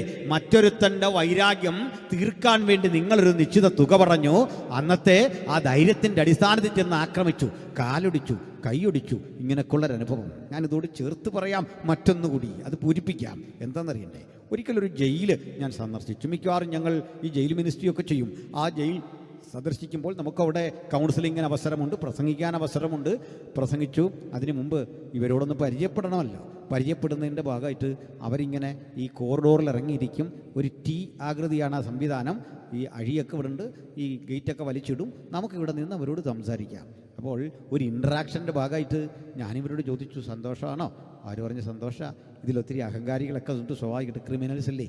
അപ്പോൾ ഞാൻ ചോദിച്ചു, ഭക്ഷണമൊക്കെ കഴിച്ചു, സന്തോഷം. ആട്ടെ, ഇന്നലെ എന്തായിരുന്നു ഭക്ഷണം? അപ്പോൾ അവർ ഇന്നലത്തെ ഭക്ഷണമൊക്കെ പറഞ്ഞു. ഇന്നലെ ഉച്ചയ്ക്ക് എന്താ കഴിച്ചേ? ആട്ടിറച്ചിയാന്നൊക്കെ പറഞ്ഞു. രാവിലെ എന്ത് കഴിച്ചു? ചപ്പാത്തിയാണ്. ഇത് കേട്ടിട്ടൊരു വിരുദ്ധനും ചോദിച്ചു, ആട്ടെ ഇങ്ങോട്ട് വരാൻ പ്ലാനുണ്ടോ? പോലീസ് കടക്ക് പറഞ്ഞു. എന്നെപ്പോലുള്ള ഒരാൾ അവിടെ ചെന്നുകൂടായിയൊന്നുമില്ല, അതിനുള്ള പണിയൊക്കെ നമ്മൾ ചെയ്ത് നിങ്ങൾക്ക് അറിയാമല്ലോ. അത് ഗാന്ധിജിയൊക്കെ കിടന്ന സ്ഥലമല്ലേ, നമുക്കവിടെ കിടക്കാം, പോട്ടെ. അപ്പം ഞാൻ പറഞ്ഞു, അത് വന്നുകൂടായികൊന്നുമില്ല. കേട്ട് ഈ ഭക്ഷണത്തെപ്പറ്റി ഒത്തിരി പറഞ്ഞ് അവസാനം ഞാൻ ചോദിച്ചു, ആട്ടെ ഇന്നലെ രാത്രി നിങ്ങളുടെ അമ്മ എന്താ കഴിച്ചേ വീട്ടിൽ? ആട്ടിറച്ചിയ? ഇന്നലെ ഉച്ചയ്ക്ക് നിങ്ങളുടെ മോള് നിങ്ങളിവിടോട്ട് വരുമ്പോൾ കണ്ടിട്ട് പോകുന്ന കുഞ്ഞില്ലേ, അവളെന്താ ഇന്നലെ ഉച്ചയ്ക്ക് കഴിച്ചേ? അവൾക്കൊരു പാല് വാങ്ങി കൊടുക്കാൻ നിങ്ങളുടെ ഭാര്യ എവിടൊക്കെ അലഞ്ഞു കാണും, ഓർമ്മയുണ്ടോ? കുറേ കഠിന ഹൃദയർ കരയാൻ തുടങ്ങി. ഞാൻ അവരോട് സുവിശേഷം പറഞ്ഞു, ഞങ്ങൾ ഈ ജോലിയൊക്കെ ചെയ്യുന്നുള്ളൂ, അതിന് മതപരിവർത്തനമൊന്നും പറഞ്ഞിട്ട് കാര്യമില്ല, നിങ്ങളിതൊക്കെ ചെയ്ത് നോക്ക്, മാറ്റം ഉണ്ടാവും. ഞാൻ യേശുവിനെ സ്വീകരിക്കാൻ അവരോടും പറഞ്ഞു. എന്താ ഇത് പറയാൻ കാരണം? ഈ അവരുടെ ഉള്ളിൽ അങ്കുരിച്ച ആ കണ്ണീരില്ലേ, കുറ്റബോധം. ഇതുപോലെ ഈ ഗുണ്ടയുടെ അടുത്ത് ഞാൻ ചോദിച്ചു. അയാൾ പറയാണ്, സാർ ഉറക്കം വരുന്നില്ല, കണ്ണടയ്ക്കുമ്പോൾ ആ കൊന്നുകളഞ്ഞ മനുഷ്യൻ്റെ അവസാന നിമിഷത്തെ പ്രാണന് വേണ്ടി കെഞ്ചിയുള്ള ഒരു നോട്ടം സ്വപ്നത്തിൽ കാണുക, സ്വസ്ഥതയില്ല. ഒരു ഘട്ടം പറയാണ്, പിന്തിരിഞ്ഞോടിയിട്ടും പിന്നാലെ ഞങ്ങൾ 2-3 പേർ ചെന്നൊരുത്തനെ ആക്രമിച്ചു. കൊല്ലരുതേ എന്ന് പറയുന്ന ആ മനുഷ്യൻ്റെ വാക്ക് കേൾക്കാൻ പറ്റിയില്ല. സ്വസ്ഥതയില്ല, സന്തോഷമില്ല, സമാധാനമില്ല. എന്തിനായി ജീവിതം? ഞാൻ എന്തിനാ ഇത്രയൊക്കെ പറഞ്ഞേ? എൻ്റെ സഹോദരന്മാരെ, ഇവിടെയാണ് നാം വിശ്വസിക്കുന്ന സുവിശേഷത്തിൻ്റെ പ്രസക്തി, അതിൻ്റെ സൗന്ദര്യം അതല്ലേ, അതിൻ്റെ മഹനീയത അതല്ലേ, അതിൻ്റെ ചൈതന്യം അതല്ലേ. ഹല്ലേലൂയ! ഇത്തരം കുറേ മനുഷ്യർ അന്ന് ഇസ്രായേലിലുണ്ട്. ആർക്കും വേണ്ടാത്ത സ്ത്രീകൾ, ആർക്കും വേണ്ടാത്ത ചുങ്കം പിരിവുകാർ, ആർക്കും വേണ്ടാത്ത മത്സ്യത്തൊഴിലാളികൾ. പല കാരണങ്ങളാണ്. ചുങ്കം പിരിവുകാരൻ ചെയ്യുന്നത് ഗുണ്ടാപ്പണിയാ. അവൻ അതിശക്തമായി ആക്രമിച്ച് കയ്യിലുള്ളതൊക്കെ പിടിച്ചു മേടിക്കുക, യാതൊരു കരുണയുമില്ല. എന്താ മത്സ്യത്തൊഴിലാളികളുടെ പ്രശ്നം? ആ സഹോദരങ്ങൾ മോശപ്പെട്ടവരായിട്ടല്ല, മറിച്ച് അവർക്കൊരു നല്ല വസ്ത്രം ധരിക്കാൻ സമയമില്ല. രാവിലെക്കോളം അവർ കടലില്ല. ആ കടലിൽ നിന്ന് കയറി വരുന്നവൻ്റെ ശരീരത്തുള്ള മത്സ്യഗന്ധമില്ലേ. ഇത് പരിഷ്കാരികളെന്ന് കരുതുന്ന മനുഷ്യർ അധ്വാനിച്ച മനുഷ്യൻ്റെ ആ ഗന്ധത്തിന് വില കൽപ്പിക്കുന്നില്ല. ഇന്നത്തെ കുട്ടികൾക്കൊക്കെ അത് ബോധ്യപ്പെട്ടു തുടങ്ങിയിട്ടുണ്ട്. സമൂഹം മാറിയിട്ടുണ്ട് നല്ലത്. പണ്ടങ്ങനെയല്ല. ഇവരെ പറ്റി പിറുവിറുക്കുക, അവരെ വേണ്ട. ഇനിയുണ്ട് ആട്ടിടയന്മാരെ, ആഴ്ചകൾ അവർ ഫീൽഡിലാണ്. അവരോട് ആർക്കും ബഹുമാനമില്ല, ആദരവില്ല, സന്തോഷമില്ല. വിധി കൊണ്ടുവന്നൊരു സ്ത്രീയെ മോശപ്പെട്ട സ്ത്രീയാക്കി. അവൾ ഒറ്റയ്ക്ക് തുനിഞ്ഞതല്ലല്ലോ, അവളല്ലല്ലോ കുറ്റവാളി, അവൾ മാത്രമല്ലല്ലോ. രക്ഷപ്പെടാൻ വഴിയില്ല. ജോലിക്കാരും വിളിക്കില്ല. ആര് വിളിക്കാൻ? ഒരു വീട്ടിൽ നിർത്താൻ പറ്റില്ല. ഈ സ്ത്രീയും അവിടെ ഉണ്ട്. അവർക്ക് ആവശ്യം നമുക്കിത് എത്രയും പെട്ടെന്ന് തീർക്കണേ. ഗുരു, ഞങ്ങൾ കൃത്യം കണ്ടതാ, ഇവൾ ചെയ്ത തെറ്റൊക്കെ പിടിച്ചതാ. ഇനി ഒറ്റ വഴി, മോശയുടെ ന്യായപ്രമാണത്തിൽ പറയും പോലെ നമുക്ക് ഇവളെ കല്ലെറിയണം. എറിയാൻ വിരുദ്ധന്മാർ കാത്തു നിൽക്കുക. കല്ലെടുത്തു. ശിക്ഷയൊന്നും യേശു നിഷേധിച്ചില്ല. ന്യായപ്രമാണം പോലെ തന്നെ പോട്ടെ, എറിഞ്ഞു. എറിയും മുമ്പൊരു കാര്യം, നിങ്ങളിൽ പാപമില്ലാത്തവർ അവളെ കല്ലെറിയണം. അനുവാദം തന്നിരിക്കുക. ആ അനുവാദം ഇത്രയും നാളും കിടന്നിട്ടും കൈവങ്ങാത്തത് എന്തുകൊണ്ടാണ്? ഏതോ ചില കുറവുകൾ എല്ലാ മനുഷ്യനെയും ഭരിക്കുന്നു. ആ അപൂർണതയുള്ള ആ മനുഷ്യനെ ഇത് വെച്ച് നമ്മൾ സമൂഹത്തെ ട്രീറ്റ് ചെയ്യണ്ടേ? എന്തുപറ്റി? ഒടുക്കം ഈ സ്ത്രീ ഏറ് കൊള്ളാൻ കാത്തു നിൽക്കുക. ആ രംഗം ഒന്നാലോചിച്ച്, എത്ര ഭീകരമാണ്. കല്ലെറിഞ്ഞെറിഞ്ഞെറിഞ്ഞ് കൽക്കൂന കൊട്ടുന്ന നിമിഷങ്ങൾക്ക് കാത്തു കാത്തു കാത്തു നിൽക്കേ. ആരും അറിയുന്നില്ല. യേശു കുനിഞ്ഞ് നിലത്തെഴുതിക്കൊണ്ടിരുന്നു എന്നാണ്. എല്ലാവരും പോയപ്പോൾ ഈ ഗുരു ചോദിക്കുക, മകളെ വന്നാട്ടെ. ആരും കല്ലെറിഞ്ഞില്ലല്ലേ? ഇല്ല. ഞാനിവിടെ ഒരു കാര്യം ഒന്ന് ചേർത്ത് പൂരിപ്പിക്കാം. പിണങ്ങലിൽ അടുത്ത കാലത്തൊരു ക്ലാസ് എടുക്കുമ്പോൾ ഒരു ചോദ്യം ജനങ്ങളിൽ നിന്ന് വന്നു. യേശുവിന് പാപം ചെയ്യാൻ സാധിക്കുമോ? ഇതാണ് ചോദ്യം. പാപം ചെയ്യാൻ സാധിക്കുമായിരുന്നു, പക്ഷെ പിടിച്ച് ചെയ്യുന്നില്ലെന്ന് വെച്ചതാണോ? നമ്മുടെയൊക്കെ കൂട്ടന്നെ അങ്ങനെയാണോ? അതോ നാച്ചുറലി പാപം ചെയ്യാമായിരുന്നു, പക്ഷെ വേണ്ടാന്ന് വെച്ചതാണോ? അതോ പാപം ചെയ്യാൻ നേരം ഈ കൃപ വന്നിട്ട് അതിനെ മാറ്റിയതാണോ? ഒറ്റവാക്കി പറയാം, യേശുവിന് പാപം ചെയ്യാൻ സാധിക്കില്ല, കഴിയില്ല. അപ്പം നമ്മൾ ചോദിക്കും, അനന്തരം പിശാചിനാൽ പരീക്ഷിക്കേണ്ടതിന് യേശുവിനെ ആത്മാവ് മരുഭൂമിയിലേക്ക് നടത്തി. മത്തായി സുവിശേഷം 4 കാണുക, പിശാച് അവനെ പരീക്ഷിച്ചു. അപ്പം അതെങ്ങനെ നോക്കുന്നത്? പറയാം. ഈ പറയുന്നത് രാഷ്ട്രീയം വന്നിരിക്കില്ല. നമ്മുടെ നെഹ്റുജിയുടെ സ്വന്തം ഭൂമിയിൽ 27 റെയിൽവേ സ്റ്റേഷൻ ഉണ്ടായിരുന്നു എന്നാ കണക്ക്. 27. അത്രയും സമ്പന്നനായിരുന്നാണ്. അപ്പോൾ ഈ രാഹുൽ ഗാന്ധിയുടെ പേരിലൊരു കേസ് വന്നു അടുത്ത കാലത്ത്. അദ്ദേഹം സോണിയാജിയുമല്ല എന്തോ തട്ടിപ്പ് നടത്തിയെന്ന്. ഞാൻ വ്യക്തിപരമായി അങ്ങനെ അദ്ദേഹം ഒരു തട്ടിപ്പ് നടത്തിയായിട്ട് വിശ്വസിക്കുന്നില്ല. എനിക്കങ്ങനെ വിശ്വസിക്കുന്ന തടസ്സമൊന്നുമില്ലല്ലോ, കരുതുന്നില്ല. എൻ്റെ കാര്യമാണ് പറഞ്ഞത്. അത് ഞാൻ അദ്ദേഹത്തിൻ്റെ പൊളിറ്റിക്സിനെ യോജിക്കുന്നുകൊണ്ടല്ല, വിശ്വസിക്കുന്നില്ല. കാരണം ഇത്രയും സമ്പന്നത ഉള്ള പശ്ചാത്തലത്തിലുള്ളൊരു മനുഷ്യനെ അങ്ങനെ ചെയ്തോ എന്ന് വിശ്വസിക്കാൻ പറ്റണില്ല. എൻ്റെ കയ്യിൽ എവിഡൻസ് ഇല്ല. മറ്റൊരു കാര്യമാണ് പറയുന്നത്. നമ്മുടെ സുനിൽ പാസ്റ്റർ അധ്യക്ഷനാണല്ലോ, ക്ഷമിക്കണം, സുനിൽ പാസ്റ്റർ രാഹുൽ ഗാന്ധിയോട് പറയുകയാണ്, സാറേ പത്തനാപുരത്ത് അല്ലെ പുനലൂർ റോഡരികിൽ ഒരു 5 സെൻറ്റ് സ്ഥലം ഞാൻ സാറിന് തരാൻ പോകാമെന്ന് പറഞ്ഞാൽ അദ്ദേഹം വരുമോ? അദാനി വരുമോ ഇത് വാങ്ങാൻ? 5 സെൻറ്റ് അംബാനി വരുമോ? ഉദാരതയുള്ളൊരു മനുഷ്യനാ. പക്ഷേ ഇതേ ചോദ്യം സുൽപാഷക്ക് ധൈര്യമുണ്ട് എന്നോടൊന്നും ചോദിച്ചു നോക്കി, ഞാൻ കളി കാണിച്ചു കൊടുക്കാം, ഞാൻ വെല്ലുവിളിക്കുക. കാരണം എന്താ? കാരണം ഇത്രയുള്ളൂ, നമുക്ക് ഇത് വലിയ കാര്യമൊന്നും 5 സെൻറ്റ് വഴിയരിയില്ലേ. ആയിരക്കണക്കിന് പോർട്ട് സ്വന്തമുള്ള അദാനിക്ക് 5 സെൻറ്റ് നമ്മുടെ എന്തിനു വേണം? മനസ്സിലായില്ല. രാഹുൽ ഗാന്ധിക്ക് എന്തിനു വേണം ഇത്? നമ്മുടെ പൊളിറ്റീഷ്യന്മാരെ കൊടുക്കുക, അതിർത്തോ കുഴപ്പമൊന്നുമില്ലാതെ. എല്ലാവരെയും പറ്റിയാണ് പറയുന്നത്. അല്ലെ മോഡിജിക്ക് എന്തിനാണ് നിങ്ങൾ കൊടുക്കുന്ന ഈ സാധനം? വേണ്ട, ആവശ്യമില്ല. അങ്ങനെയെങ്കിൽ സ്വർഗീയ മഹിമ വെടിഞ്ഞ് താണലോകത്തിലേക്ക് വന്നവനെ എന്തോന്ന് കാട്ടിയാന്ന് പരീക്ഷിക്കുന്നത്. മനസ്സിലായില്ല? നിങ്ങൾ കൊടുക്കുന്ന ഭൂമിയാ, വിലപിടിപ്പുള്ള വാച്ച, സ്വർണ്ണ പരീക്ഷിക്ക്. എന്ത് കാണിച്ചാൽ യേശു വീഴും. കടുകുമണി വലിപ്പമുള്ള ഭൂമിയുടെ അറ്റത്തിരുന്നുകൊണ്ട് വീണെന്നെ നമസ്കരിച്ച ഇതൊക്കെ തരാമെന്ന് പറഞ്ഞപ്പോൾ ഫലിതമല്ലേ, കോമഡിയല്ലേ? ഇത് സൃഷ്ടിച്ചവനോടാ പറഞ്ഞു ഇത് തരാമെന്ന് നമസ്കരിച്ച. അങ്ങനെയെങ്കിൽ അല്പം കൂടെ കടത്തി പറയാം. യേശുവിനെ പരീക്ഷിക്കാൻ ഒരു സ്ത്രീക്ക് സാധിക്കായിരുന്നു. സുന്ദരിയായൊരു സ്ത്രീ യേശുവിനെ ആകർഷിച്ച സൗന്ദര്യ വലയത്തിൽ വീഴിച്ച് യേശുവിനെ തന്നിലേക്ക് ആകർഷിക്കാൻ കഴിയുമായിരുന്നു. ഏത് സുന്ദരിക്കാണ് യേശുവിനെ ആകർഷിക്കാൻ കഴിയുക? സാധിക്കില്ല. അതിൻ്റെ കാരണം തെറ്റുകാരി എടുക്കുക, കുറ്റവാളി എടുക്കുക. ഒരു കുടം കുറ്റവാളി, അത്ര ഒരു സ്ത്രീ, ഒരഭിസാരിക, കടത്തി പറയാം. ആ സ്ത്രീ നോക്കിയാൽ യേശുവിനെ വശീകരിച്ചൊപ്പം നിർത്താൻ പറ്റാത്ത എന്താണെന്ന് അറിയണ്ടേ? ആ സ്ത്രീ യേശുവിൻ്റെ അടുത്തേക്ക് വന്നു കുട്ടിക്കോ, ഇതുവരെ കിട്ടാത്തൊരു പരിഗണന യേശുവിൽ നിന്ന് നമുക്ക് കിട്ടും. കാരണം എന്താണെന്ന് അറിയണ്ടേ? ഇവിടെ പെൺകുട്ടികളുള്ള അപ്പന്മാരുണ്ടല്ലോ.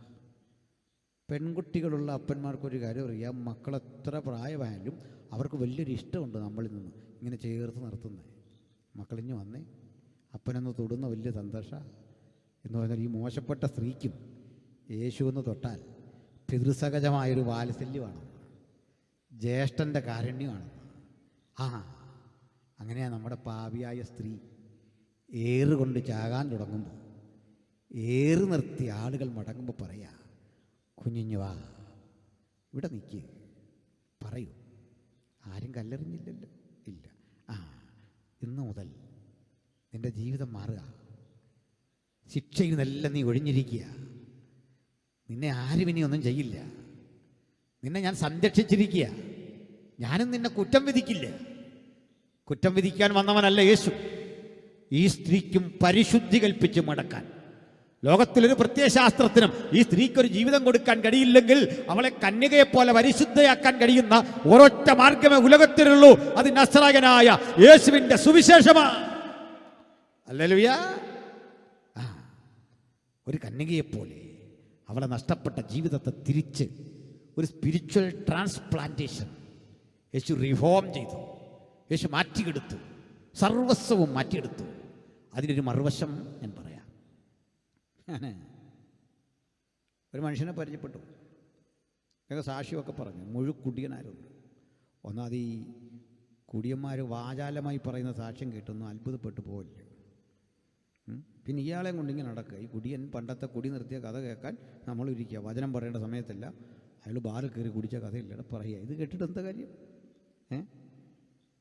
അപ്പോൾ ഇതെല്ലാം കഴിഞ്ഞ് ഇദ്ദേഹം എന്നോടൊരു കാര്യം പറഞ്ഞു, പാസ്റ്ററെ, ഞാനിനി ആ പഴയ ജീവിതത്തിലേക്ക് പോകാതിരിക്കാൻ, പഴയ കൂട്ടുകാരോടൊപ്പം സഹകരിച്ച് പഴയ ജീവിതത്തിലേക്ക് പോകാതിരിക്കാൻ എനിക്ക് വേണ്ടി പ്രാർത്ഥിക്കണം. ഞാൻ പറഞ്ഞു, എനിക്കതിന് നേരമൊന്നുമില്ല. നീ അങ്ങോട്ട് പോകാൻ നോക്കിയിരിക്കണോ, എനിക്കെൻ്റെ കാര്യം നോക്കി നടത്തണോ, ഇതിനൊന്നും നേരമില്ല. ഈ കൊട്ടേഷനൊന്നും ആരും പിടിക്കല്ല. കാരണം ഇവൻ രക്ഷിക്കപ്പെട്ടവനല്ല. പിടിയിട്ടില്ല. രക്ഷിക്കപ്പെട്ടവും പിറ്റേന്നും അതുവഴി പോകുന്നു, പഴയ കൂട്ടുകാരെയൊക്കെ കാണുന്നു. പക്ഷെ വ്യത്യാസം എന്താണെന്നറിയണ്ടേ? ആ കൂട്ടുകാരെയൊക്കെ കാണുമ്പോൾ എന്തോ തരത്തിൽ അവനെ ക്ഷണിച്ചാലും പറയും, സ്നേഹിത, ഇതിലും വലിയൊരു വീര്യം ഞാൻ ഉയരത്തിൽ നിന്ന് ആസ്വദിച്ചു. ഇതൊക്കെ വലിച്ചെറിഞ്ഞിട്ട് വാ, എന്നെ രക്ഷിച്ചവൻ നിന്നെയും രക്ഷിക്കാൻ ശക്തനാ, വിടിവിക്കാൻ ശക്തനാ, രൂപാന്തരപ്പെടുത്താൻ ശക്തനാ.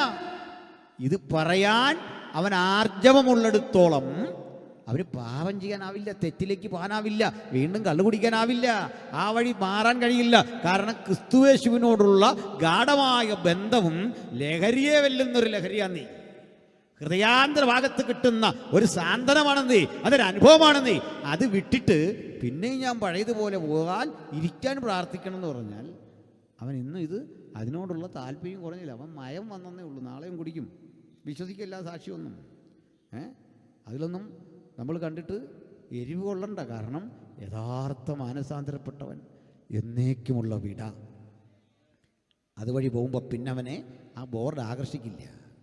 കുടിച്ചു ബോധം കെട്ട് വഴിയിൽ കിടക്കുന്നവനെ കണ്ട് അവനോട് സഹതാപം തോന്നി പ്രാർത്ഥിക്കും, അവനെ ജീവിതത്തിലേക്ക് മടക്കിക്കൊണ്ടുവരും. ആ കൃപയത്. അപ്പോൾ ഒരു സ്ത്രീയെ കണ്ടു. ഇതിനുള്ളത് സക്കായിയ. ഇതുപോലെ കുറേ മനുഷ്യരാ. സക്കായിക്ക് സമൂഹത്തിൽ വിലയില്ല, നിലയില്ല, അംഗീകാരമില്ല. ആരുണ്ട് എനിക്കെന്നുള്ള ചോദ്യമാണ്. അവഗണിക്കപ്പെട്ട ആളാ. അവനെ ചേർത്ത് പിടിക്കാൻ ആരുമില്ല. ഞാൻ അയാളെ എപ്പോഴും ഓർക്കും. അദ്ദേഹം ഇത്രേ ആഗ്രഹിച്ചുള്ളൂ. പണമുണ്ട്, ആവശ്യത്തിന് വണ്ടിയുണ്ട്, അന്നത്തെ കുതിര വണ്ടിയൊക്കെ ആകും, മക്കളൊക്കെ നല്ല പഠിപ്പിലേക്കാണ്. പക്ഷെ അയാൾക്ക് ഒരാഗ്രഹമുണ്ട് മക്കളെക്കുറിച്ച്. സംഗതിയൊക്കെ കൊള്ളാം, നീ ഈ തൊഴിൽ ചെയ്യണ്ട കേട്ടോ. കാരണം അപ്പൻ ഇപ്പോൾ തന്നെ ആവശ്യത്തിലധികം ശാപമുണ്ട്, ആയിരക്കണക്കിന് മനുഷ്യരുടെ ശാപമുണ്ട്. ഈ വേദനിക്കുന്ന പ്രിയപ്പെട്ടവനെ കണ്ട് ഭാര്യ അന്നും പറഞ്ഞു കാണും, ഭാരപ്പെടാതെ നീ, നമുക്കിതൊക്കെ ഉപേക്ഷിച്ചിട്ടൊരു നല്ല ജീവിതം കിട്ടും. അയാൾ അന്നേ ചിന്തിക്കുന്നുണ്ട്, എനിക്കൊന്ന് താത്തു വെക്കണം, ഈ പാപം ഒന്ന് ഇറക്കി വെക്കണം, ഇതെന്നെ ഇങ്ങനെ അള്ളിപ്പിടിച്ചിരിക്കുക, എനിക്കൊന്ന് മാറണം, എനിക്കൊന്ന് ഉണരണം. അതല്ലേ വചനം കേൾക്കുന്ന എൻ്റെ പ്രിയപ്പെട്ട സുഹൃത്തുക്കളെ, ദൂരത്തും വഴിയരിലും ഒക്കെ ഇരുന്ന് കേൾക്കുമ്പോൾ നിങ്ങൾക്കും ഈ ആഗ്രഹമില്ലേ? ഈ അധോലോകത്തിൽ നിന്ന് വേർപിരിയണം, ഈ കഞ്ചാവ് കച്ചവടത്തിൽ നിന്ന് വേർപിരിയണം, മദ്യാസക്തിയിൽ നിന്ന് വേർപിരിയണം, എവിടെങ്കിലും കൊണ്ടൊന്ന് ഇറക്കി വെച്ചിട്ട് എനിക്കെൻ്റെ വഴിക്ക് പോകണം. ആഗ്രഹിച്ച് വരുമ്പോൾ ഇരട്ടി ശക്തിയോടെ തന്നെ പിടിക്കുന്നു, അതെന്നെ ഞെരുക്കുന്നു, അതെന്നെ ഒതുക്കുന്നു, രക്ഷയില്ല. ഇതിൻ്റെ പേരാ ബന്ധനം. മനസ്സിലാവുന്നുണ്ടോ? ഇതാ ബന്ധനം, ബന്ധിക്കപ്പെട്ട അവസ്ഥ. Nobody can save U. ആർക്കും നിങ്ങളെ രക്ഷിക്കാനാവില്ല.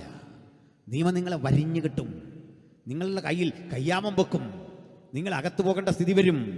ഒരിക്കലും ആ ജയിൽ തകർന്നാൽ പോലും പുറത്തു വരാനാവാത്ത സ്ഥിതി വരും. പുറത്തിറങ്ങിയാലും അവഹേളിക്കപ്പെടും. നിർണായകങ്ങളായ ഓരോ കേസും വരുമ്പോൾ നിങ്ങൾ പോലീസ് സ്റ്റേഷനിൽ ചെല്ലേണ്ടി വരും. എന്താ കാരണം? നിങ്ങൾ കുറ്റവാളി എന്ന് ചാപ്പ കുത്തപ്പെട്ട് കഴിഞ്ഞു. രക്ഷയില്ല. നന്നാകാൻ ശ്രമിച്ചാലും രക്ഷയില്ല. കാരണം ആരുടെയും കുറ്റമല്ലെന്നേ, നിന്റെ ഉള്ളിൻ്റെ ഉള്ളിൽ രൂഢമൂലമായി കിടക്കുന്ന ഈ പാപപ്രകൃതം വീണ്ടും ഇത് നിങ്ങളെ കൊണ്ട് ചെയ്യിക്കുമെന്നുള്ള ഒരു ബോധം സമൂഹത്തെ ഭരിക്കുന്നു, പോലീസിനെ ഭരിക്കുന്നു, സംവിധാനത്തെ ഭരിക്കുന്നു. അതുകൊണ്ട് ഭയന്ന പറയുന്ന, നീ ഇവിടെ വരണം, ഒപ്പിടണം. ആ ഉത്സവവേളയിൽ മറ്റൊരു സ്ഥലത്ത്, ഗാനമേള നടക്കുന്നിടത്ത്, കൺവെൻഷൻ നടക്കുന്ന ഇടത്ത് ഒക്കെ നിന്റെ ആ പ്രവണതകളെ പോലീസ് ജാഗ്രതയോടെ നോക്കിക്കൊണ്ടിരിക്കുക. പിണങ്ങിയിട്ടല്ല സുഹൃത്തെ, ഒരു സമൂഹത്തെ അവർക്ക് രക്ഷിച്ചേ പറ്റൂ. എന്താണ് നിന്റെ ലക്ഷ്യമെന്നറിയില്ല. അതുകൊണ്ട് മുൻകൂട്ടി അറസ്റ്റ് ചെയ്യും, ഇലക്ഷൻ വരുന്നതിൻ്റെ മുമ്പിൽ അറസ്റ്റ് ചെയ്യും. കാരണം ആ മദ്യവെച്ച് നീ പ്രശ്നമുണ്ടാക്കും, നിന്നെ ഭയമാ സമൂഹത്തിന്, അതുകൊണ്ട് അകത്തിടും. ഇങ്ങനെയുള്ള കുട്ടികൾ ഈ മനുഷ്യനുണ്ടെന്ന് കരുതുക. ആ കുഞ്ഞ് വഴിയിലൂടെ പോകുമ്പോൾ സമൂഹത്തിൽ എന്താ വില, എന്താ സ്വീകാര്യത? ക്ലാസ്സിൽ മിടുക്കിയായൊരു കുട്ടിയുണ്ട്. ആ കുട്ടി നീറ്റ് എക്സാമൊക്കെ പാസ്സായി. അത്രയും മാർക്കില്ലാത്ത ബാർ മുതലാളിയുടെ കുട്ടി, അതിൻ്റെ 4 അയലത്ത് വരാൻ കഴിയാത്ത മിടുക്കും പ്രാഗൽഭ്യമില്ലാത്ത കുട്ടിക്ക് ഇത്രയും പണം കൊടുത്ത് കോഴ കൊടുത്ത് സ്ഥാപനത്തിൽ പോയി പഠിച്ച് അവൾ ഡോക്ടറാകുമ്പോൾ കഴിവുള്ളൊരു പെൺകുട്ടിയുടെ അവസരം നഷ്ടപ്പെട്ടു. അവൾ കരയുക, അവൾ ദുഃഖിക്കുക, അവൾ വേദനിക്കുക. അപ്പോഴൊക്കെ ഈ കൊച്ചുപെണ്ണിൻ്റെ മനസ്സിലെ ചിന്ത എന്താ? ഈ മദ്യം മണക്കുന്ന അതിൻ്റെ ഗന്ധമുള്ള ഒരു സ്റ്റെതസ്കോപ്പാണ് മറ്റവൾ തൂക്കിയിരിക്കുന്നത്. കഴിവുണ്ടായിട്ടൊന്നുമല്ല, പക്ഷേ എന്തൊക്കെയോ സാഹചര്യങ്ങളാൽ അവളും വന്നു. നിങ്ങൾ പ്രഗത്ഭയല്ലാത്തത് കൊണ്ട് തന്നെ കുറിച്ച മരുന്ന് തെറ്റാ, ചെയ്യുന്ന ഓപ്പറേഷൻ തെറ്റാ. കാരണം അതിൽ കഴിവുള്ള ഒരാളെ അവഗണിച്ചിട്ടാ നിങ്ങൾ ഈ സ്ഥലത്തേക്ക് വന്നത്. ഇവിടേക്ക് കയറി വന്നത് അങ്ങനെയാ, നേരായ വഴിക്കല്ല വന്നത്, കൃത്യമായ വഴിക്കല്ല വന്നത്.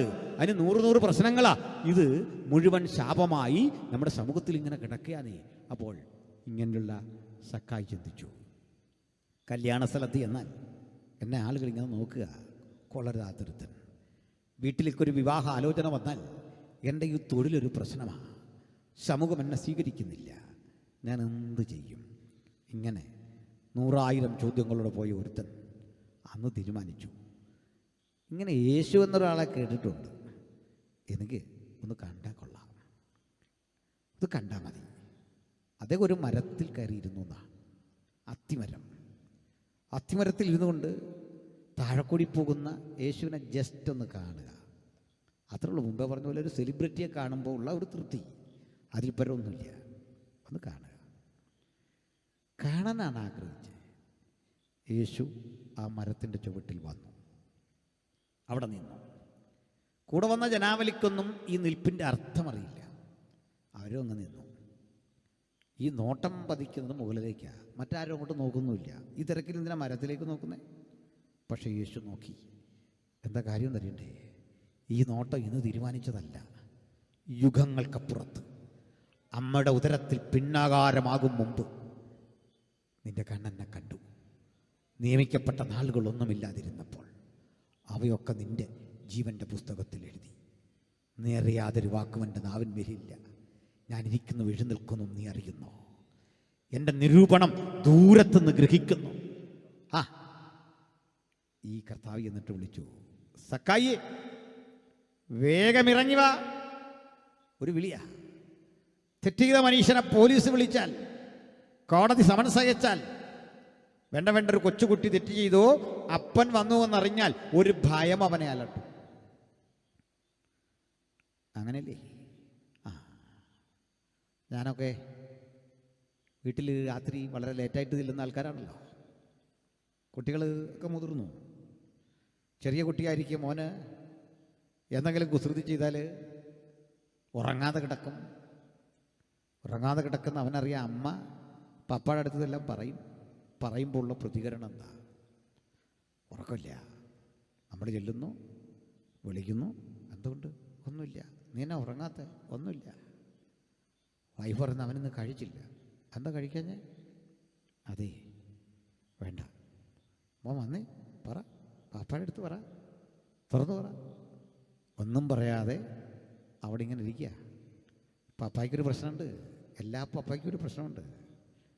പപ്പയുടെ മുമ്പിൽ ചപ്പാത്തി വെച്ചു, ചായ വെച്ചു, മോള് കഴിക്കുന്നില്ലേ, മോൻ കഴിക്കുന്നില്ലേ, പപ്പ കഴിക്കാൻ പറ്റില്ല, ഒരു പീസ് പോലും കഴിക്കാൻ പറ്റില്ല. പപ്പയുടെ അടുത്തിരി, അവൻ കഴിക്കില്ല, അവൾ കഴിക്കില്ല. അവസാനം കാരണം പറ. ഇപ്പോൾ വൈഫ് പറയും, ഇവിടെ ചെറിയ പ്രശ്നമൊക്കെ ഉണ്ട്. പറ.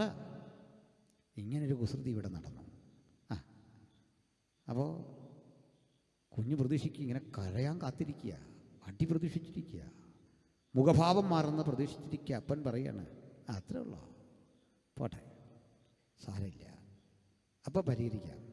കുഞ്ഞ് വന്നിട്ടെന്ന് പറയുമ്പോൾ പൊട്ടിയൊരു കരച്ചിലില്ലേ മകന്? മകളൊരൊറ്റ കരച്ചിൽ. എന്തിനാ? ശിക്ഷ പ്രതീക്ഷിച്ച ഇടത്തെ ഒരു കാരുണ്യം. ഇങ്ങനെ നമ്മൾ രക്ഷിക്കപ്പെട്ട, ഇങ്ങനെ നമ്മൾ യേശുവിൻ്റെ അടുത്ത് വന്നേ. വിളിച്ചെന്തിനാ? അടി തരാനാന്നാ ഓർത്തെ. അടിക്കും, ശിക്ഷിക്കും. ശിക്ഷയ്ക്ക് അർഹനാ ഞാൻ. കുറ്റം ചെയ്ത് ഞാൻ ശിക്ഷയ്ക്ക് അർഹനായിട്ടാ ഇവിടെ വന്നേ. നിങ്ങളും അങ്ങനെ വന്നേ, ദൈവസന്നിധിയിലാണ്. ഇന്നല്ലട്ടാ. അടുത്ത് വന്നപ്പോൾ പറയാ, വാ. അവൻ നിങ്ങൾക്കായി കരുതുന്നതാകയാൽ സകല ചിന്താകുലവും അവന്റെ മേലിട്ടുകൊള്ളി. അവന്റെ പുത്രനായ യേശുവിന്റെ രക്തം സകല പാപവും പൊക്കി നമ്മെ ശുദ്ധീകരിക്കുന്നു. കർത്താവ് വിളിച്ചു, വാ താഴേക്ക് ഇറങ്ങ്. സക്കായി വേഗത്തിൽ ഇറങ്ങി വന്നു.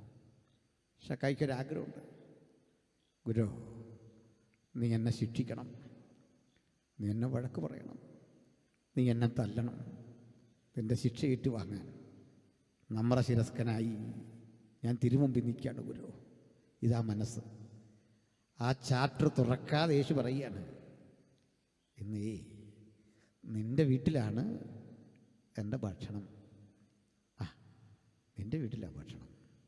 അതിന് പറയണമെന്നുണ്ട്, ഗുരു വരല്ലേ, എൻ്റെ ഭക്ഷണം അശുദ്ധമാണ് ഗുരു.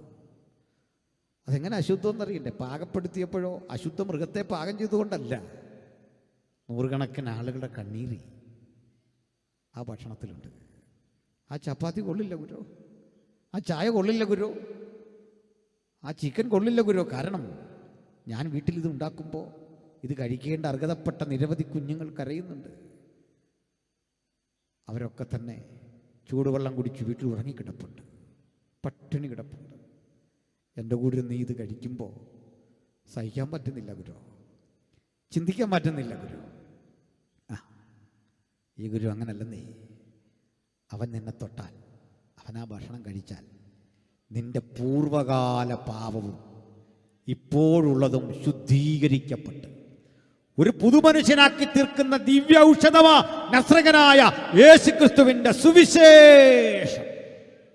അതാ ഞങ്ങൾ ഈ ഗ്രാമത്തോട് പറയുന്നേ, ശുദ്ധമാക്കുന്ന സുവിശേഷം. കണ്ട നാട്ടുകാരൻ പറയാ, ഈ യേശു എന്തൊരു മനുഷ്യനാ. ഞങ്ങളുടെ പ്രതീക്ഷകളെല്ലാം പോയി. ഞങ്ങളുടെ പ്രതീക്ഷ നാട്ടിൽ കൊള്ളാവുന്ന മനുഷ്യരെയൊക്കെ ചേർത്തൊരു സംഘടന ഉണ്ടാക്കി മാന്യന്മാർക്ക് മാത്രം കൂടാൻ പറ്റുന്ന ക്ലബ്ബൊക്കെ സൃഷ്ടിച്ച് അവിടെ അന്തസ്സുള്ള ആളുകളെ മാത്രം ഇരുത്തി കുലീനത്വമുള്ളവനെ കൂട്ടത്തിലിരുത്തി ഒക്കെ പോകുന്ന ഓർത്ത്. പക്ഷേ ഇവിടെ ഇപ്പോൾ കൂടെ കൂട്ടിയ മനുഷ്യൻ്റെ സ്റ്റാൻഡേർഡ് കണ്ടില്ലേ? ഒരു വല്ലാത്തൊരുത്തൻ. കഴിഞ്ഞ ആഴ്ച ചെന്ന് യേശു സഹകരിച്ച വീട് കണ്ടില്ലേ? പാപിയായ ഒരു സ്ത്രീ കല്ലെറിയാൻ വിധിക്കപ്പെട്ടെ. അതിനുമുമ്പ് യേശു ഇങ്ങോട്ട് കൊണ്ടുവന്ന മത്തായിയെ കണ്ടില്ലേ? ഇതുപോലൊരു ചുങ്കക്കാരൻ. പക്ഷെ കഷ്ടം, ഇതെന്തൊരു പോക്ക. അവനെ പാപി പാപി എന്ന് വിളിച്ച് സമൂഹം ഇങ്ങനെ പെറുവിറുക്കുന്ന ഘട്ടത്തിൽ അടുത്തൊരു കാര്യം കണ്ടു. അതെന്താണെന്നറിയണ്ടേ? ഇവരെല്ലാം പറയാ സക്കായി ഒരു കുടില തന്ത്രജ്ഞൻ, സക്കായി ഒരു പാപി, ചുങ്കക്കാരൻ, അഴിമതിക്കാരൻ. ഈ വാക്കുകളുടെ ആ സ്ഥിരമായ പ്രവാഹം ഇങ്ങനെ ഒലിച്ചിറങ്ങുക, ലാവ പോലെ ചുട്ടുപഴുത്ത വാക്കുകൾ കൊണ്ട് അവരാക്രമിക്കുമ്പോൾ യേശു പറയുക, ഇവനും അബ്രഹാമിൻ്റെ പുത്രനാകയാൽ. ലോകം പറയുന്ന പോലല്ല, നിന്റെ വിലാസം മാറ്റാൻ കഴിയുന്നവൻ, ആ സ്ഥിതിഗതി മുഴുവൻ മാറ്റാൻ കഴിയുന്നവൻ, കുടുംബചരിത്രം മുഴുവൻ മാറ്റാൻ കഴിയുന്നവൻ, ജീവിതത്തിൽ ഇതുവരെ അനുഭവിച്ച ത്യാഗങ്ങളെ മുഴുവൻ അടിമുടി പരിഷ്കരിക്കാൻ കഴിയുന്നവൻ, അതിൻ്റെ ആകത്തുകയെ കൂടുതൽ കരുത്തോടെ തിരിച്ചു തരാൻ കഴിയുന്ന ഒരുവൻ ഇന്ന് നമ്മുടെ മധ്യേ വന്നിട്ടുണ്ടെങ്കിൽ ആ ദൈവ സാന്നിധ്യമാണ് നമ്മെ ഇന്ന് പരിഷ്കരിക്കുന്നത്, നമ്മെ മാറ്റിമറിക്കുന്നത്. ഹല്ലേലൂയ. അപ്പോൾ സക്കായി ഇറങ്ങി വരുമ്പോൾ പറയാ, ഞാൻ എൻ്റെ ഭൂസ്വത്തിൻ്റെ പാതി ദരിദ്രർക്ക് കൊടുക്കും. ചതിവായി വല്ലതും വാങ്ങിയെങ്കിൽ കണക്കെടുത്ത് പരിശോധിച്ചിട്ട് 4 ഇരട്ടി കൊടുക്കും. ധനാഢ്യന. ഇതുവരെ അവൻ്റെ മനസ്സിലെ മോഹം ഉള്ള ഭൂമി എങ്ങനെ എക്സ്റ്റെൻഡ് ചെയ്യണം, കൂടുതൽ കൂടുതൽ വെട്ടിപ്പിടിക്കണം. പലിശയ്ക്ക് പണം തന്നിട്ട് ഭൂമി അറ്റാച്ച് ചെയ്ത് കൊടുത്ത് അന്നേരത്തെ കാര്യത്തിന് ചികിത്സയ്ക്ക് വേണ്ടി, ഭർത്താവിൻ്റെ ചികിത്സയ്ക്ക് വേണ്ടി, വൃക്ക മാറ്റി വെക്കാൻ വേണ്ടി, ഹാർട്ടിൻ്റെ ഓപ്പറേഷന് വേണ്ടി പണം കൊണ്ടുവരിക, സ്ഥലമെല്ലാം അറ്റാച്ച് ചെയ്തു. ഇത് പിടിക്കാൻ വരുന്ന മനുഷ്യൻ, അവൻ അയക്കുന്ന ആ ഗുണ്ടാപ്പടയ്ക്ക് കരുണയെന്നൊന്നില്ലെന്നേ. അത്യാസന്ന നിലയിൽ ഓക്സിജൻ എടുത്ത് കിടന്നാലും കാരുണ്യമെന്നൊന്നും അവരുടെ മനസ്സിലില്ല. മനസ്സ് തഴമ്പിച്ചു പോയി. നിങ്ങൾ കരഞ്ഞിട്ട് കാര്യമില്ല. സ്ഥലം പോക്ക, ആട്ടിമുട്ടി പോക്ക, തകർച്ചയാ. ഞാനിതുപോലെ കണ്ടു ഒരിക്കലൊരു വീട്. ആ വീട് മുഴുവൻ ആത്മഹത്യ ചെയ്യാനിരിക്കുന്ന മനുഷ്യരാ. പ്രായപൂർത്തിയായ ഒരു പെൺകുട്ടിയും ഒരു ആൺകുട്ടിയുമുണ്ട്. റോഡരികിൽ നല്ലൊരു വീടും 10-40 സ്ഥലവുമുണ്ട്.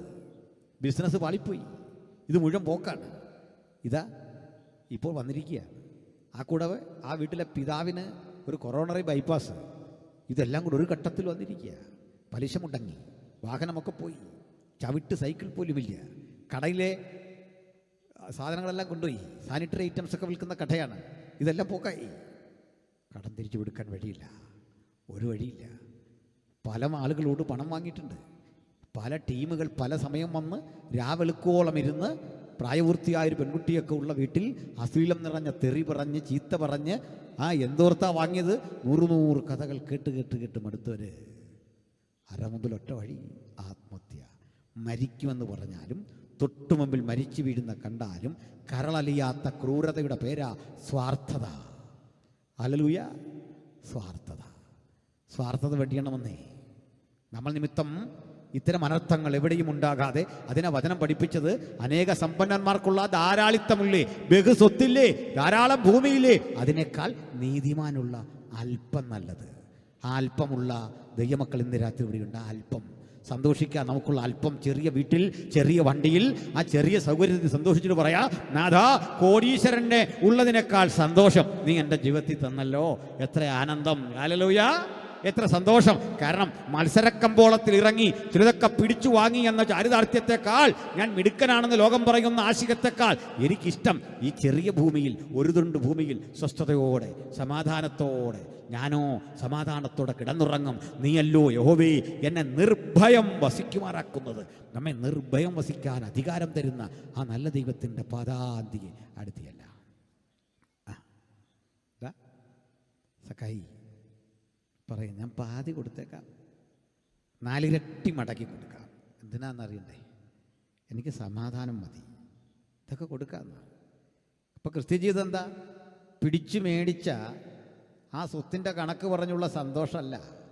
അവൻ്റെ ബാലൻസ് ഷീറ്റിൽ അവൻ കൊടുത്ത് അനുഗ്രഹിക്കപ്പെട്ടതിൻ്റെ കണക്കാണ് എഴുതേണ്ടത്. വീതം വെച്ചപ്പോൾ 3ഉം 4ഉം സഹോദരിമാരുള്ള വീട്ടിൽ നിങ്ങൾ ഈ സഹോദരിക്ക് കൊടുക്കേണ്ടത് കൊടുക്കാതെ, അനുജന് കൊടുക്കേണ്ടത് കൊടുക്കാതെ, ജ്യേഷ്ഠന് കൊടുക്കേണ്ടത് കൊടുക്കാതെ മത്സരിച്ച് പിടിച്ച് കോടതിയിൽ പോയി ഫൈറ്റ് ചെയ്ത് വരുന്നതിനേക്കാൾ നല്ലതാ ഇതെൻ്റെ ചേട്ടനല്ലേ, ഇരിക്കട്ടെന്നേ, സഹോദരിയല്ലേ, ഇരിക്കട്ടെന്നേ. ഈ മനസ്സ് തരുന്നൊരു സുഖമുണ്ടല്ലോ, അത് തരുന്നൊരു പ്രാഗൽഭ്യം ഉണ്ടല്ലോ, അത് വളരെ വലുതാണെന്ന് ആ ചേട്ടനും തോന്നും. നീ വിട്ടുകൊടുത്തല്ലേ നല്ലത്. വിട്ടുകൊടുത്ത് ജയിച്ച് എത്ര പേര് വിട്ടിപ്പുണ്ട്. വിട്ടുകൊടുത്ത് ജയിച്ച് വിട്ടുകൊടുത്ത് ജയിക്കാൻ വിളിക്കപ്പെട്ടവരാ നമ്മൾ. ഇഫ് ഇറ്റ് ഈസ് യുവേഴ്സ്, നിൻ്റെയാണ് ഇത്, എടുത്തുകൊള്ളുക എന്ന് പറയുന്നൊരു പടം നമ്മെ പഠിപ്പിച്ചവനാണ് യേശു. ഒരുത്തൻ വസ്ത്രം അപഹരിച്ച് കളഞ്ഞാൽ, അവരൊരുത്തൻ നിൻ്റെ പുതപ്പ് അപഹരിച്ചാൽ വസ്ത്രവും കൊടുത്തേക്കാൻ, അവൻ കൊണ്ടുപോട്ടെ സ്നേഹിത, കൊണ്ടുപോയിക്കൊള്ളൂ എന്ന് പറയുന്ന മനോഹരമായ ഒരു പാഠം. ഈ പാഠം പകർന്നു നിന്ന അരിമ ഗുരു പറയുക, എനിക്ക് നിൻ്റെ വീട്ടിൽ പാർക്കണം, നിന്നോടുകൂടെ കഴിക്കണം. ഇവൻ്റെ റിസൾട്ട് പറയുക, ഞാൻ സ്ഥലത്തിൻ്റെ പാതി ദരിദ്രർക്ക് കൊടുക്കും. ചതിവായി വാങ്ങിയത് എനിക്കറിയാം, കണക്ക് പരിശോധിച്ച് 4 ഇരട്ടി തിരിച്ചു കൊടുക്കും. ഞാനിത് പറഞ്ഞ് അവസാനിപ്പിക്കാം. പെന്തക്കോസ്ത് സഭകളെന്ന് കേട്ടിട്ടുണ്ട്. ഇത് ഞങ്ങളുടെ ഐക്യ കൺവെൻഷനാണ് ബഹുജനങ്ങളെ. എന്താ ഇതിൻ്റെ പ്രത്യേകത എന്നറിയണ്ടേ? ഇതുണ്ടായി വന്ന ധാരകൾ പലതരത്തിലാണ്. പൂനെയിലെ മുക്തി മിഷനിൽ ആരംഭിച്ചൊരു ഉണർവുണ്ട് വർഷങ്ങൾക്കപ്പുറത്ത്, പണ്ഡിറ്റ് രമാഭായിയുടേത്. ഇതുകൂടാതെ ഞാൻ നിൽക്കുന്ന ഈ ഭൂപ്രദേശമൊക്കെ പണ്ട് ഉണർവിൻ്റെ താപജ്വാലകൾ ആളിക്കത്തി ഇടമ. അതുമൊന്ന് പറയാനുണ്ടൊരു വാക്കിൽ. അതിന് പാശ്ചാത്യമായൊരു സ്വഭാവമല്ല, പൗരസ്ത്യമായൊരു സ്വഭാവമുണ്ട്. പറയാമത് ബഹുമാനിരി. ഇവിടെ ഉണ്ടായിരുന്നത് ഓർത്തഡോക്സ് യാക്കോബായ സഭകളാണ്. ആ സഭകൾക്കിടയിലേക്കാണ് ലണ്ടൻ മിഷൻ സൊസൈറ്റിയും ചർച്ച് മിഷൻ സൊസൈറ്റിയും ബാസൽ ഇവാഞ്ചലിക്കൽ മിഷനും ഒക്കെ പ്രവർത്തിച്ചത്. തിരുവനന്തപുരത്ത് ലണ്ടൻ മിഷൻ സൊസൈറ്റി LMS-ഉം, മധുരാങ്കൂറിൽ CMS-ഉം, അങ്ങ് മലബാറിൽ ബാസൽ ഇവാഞ്ചലിക്കൽ മിഷനും സുവിശേഷകരെ ഇന്ത്യയിലേക്ക് അയച്ചു. ഈ സുവിശേഷകർ ഈ ജനങ്ങൾക്കിടയിലൊക്കെ പ്രവർത്തിച്ചു. അത് കഴിഞ്ഞ് എല്ലാ ജനസമൂഹത്തിൻ്റെ ഇടയിലേക്ക് ഈ ഗോസ്പൽ കമ്മ്യൂണിക്കേറ്റ് ചെയ്യാൻ ഇറങ്ങി. CSI പോലെയുള്ള സഭകൾ രൂപപ്പെട്ടു, ആംഗ്ലിക്കൻ ചർച്ചുകൾ രൂപപ്പെട്ടു. ഇതാണ്ട് ഇതേ കാലത്ത് യാക്കോബായ ഓർത്തഡോക്സ് സമൂഹത്തിൽ വലിയ ഉണർവ് രൂപപ്പെട്ടിട്ട് മാർത്തോമാ സഭ രൂപപ്പെട്ടു. മാർത്തോമാ സഭയും ഈ ആംഗ്ലിക്കൻ ചർച്ചുകളും ഉപദേശം കൊണ്ടും സംവിധാനങ്ങൾ കൊണ്ടും ഒരുപോലെ നിൽക്കുന്നൊരു കാലം.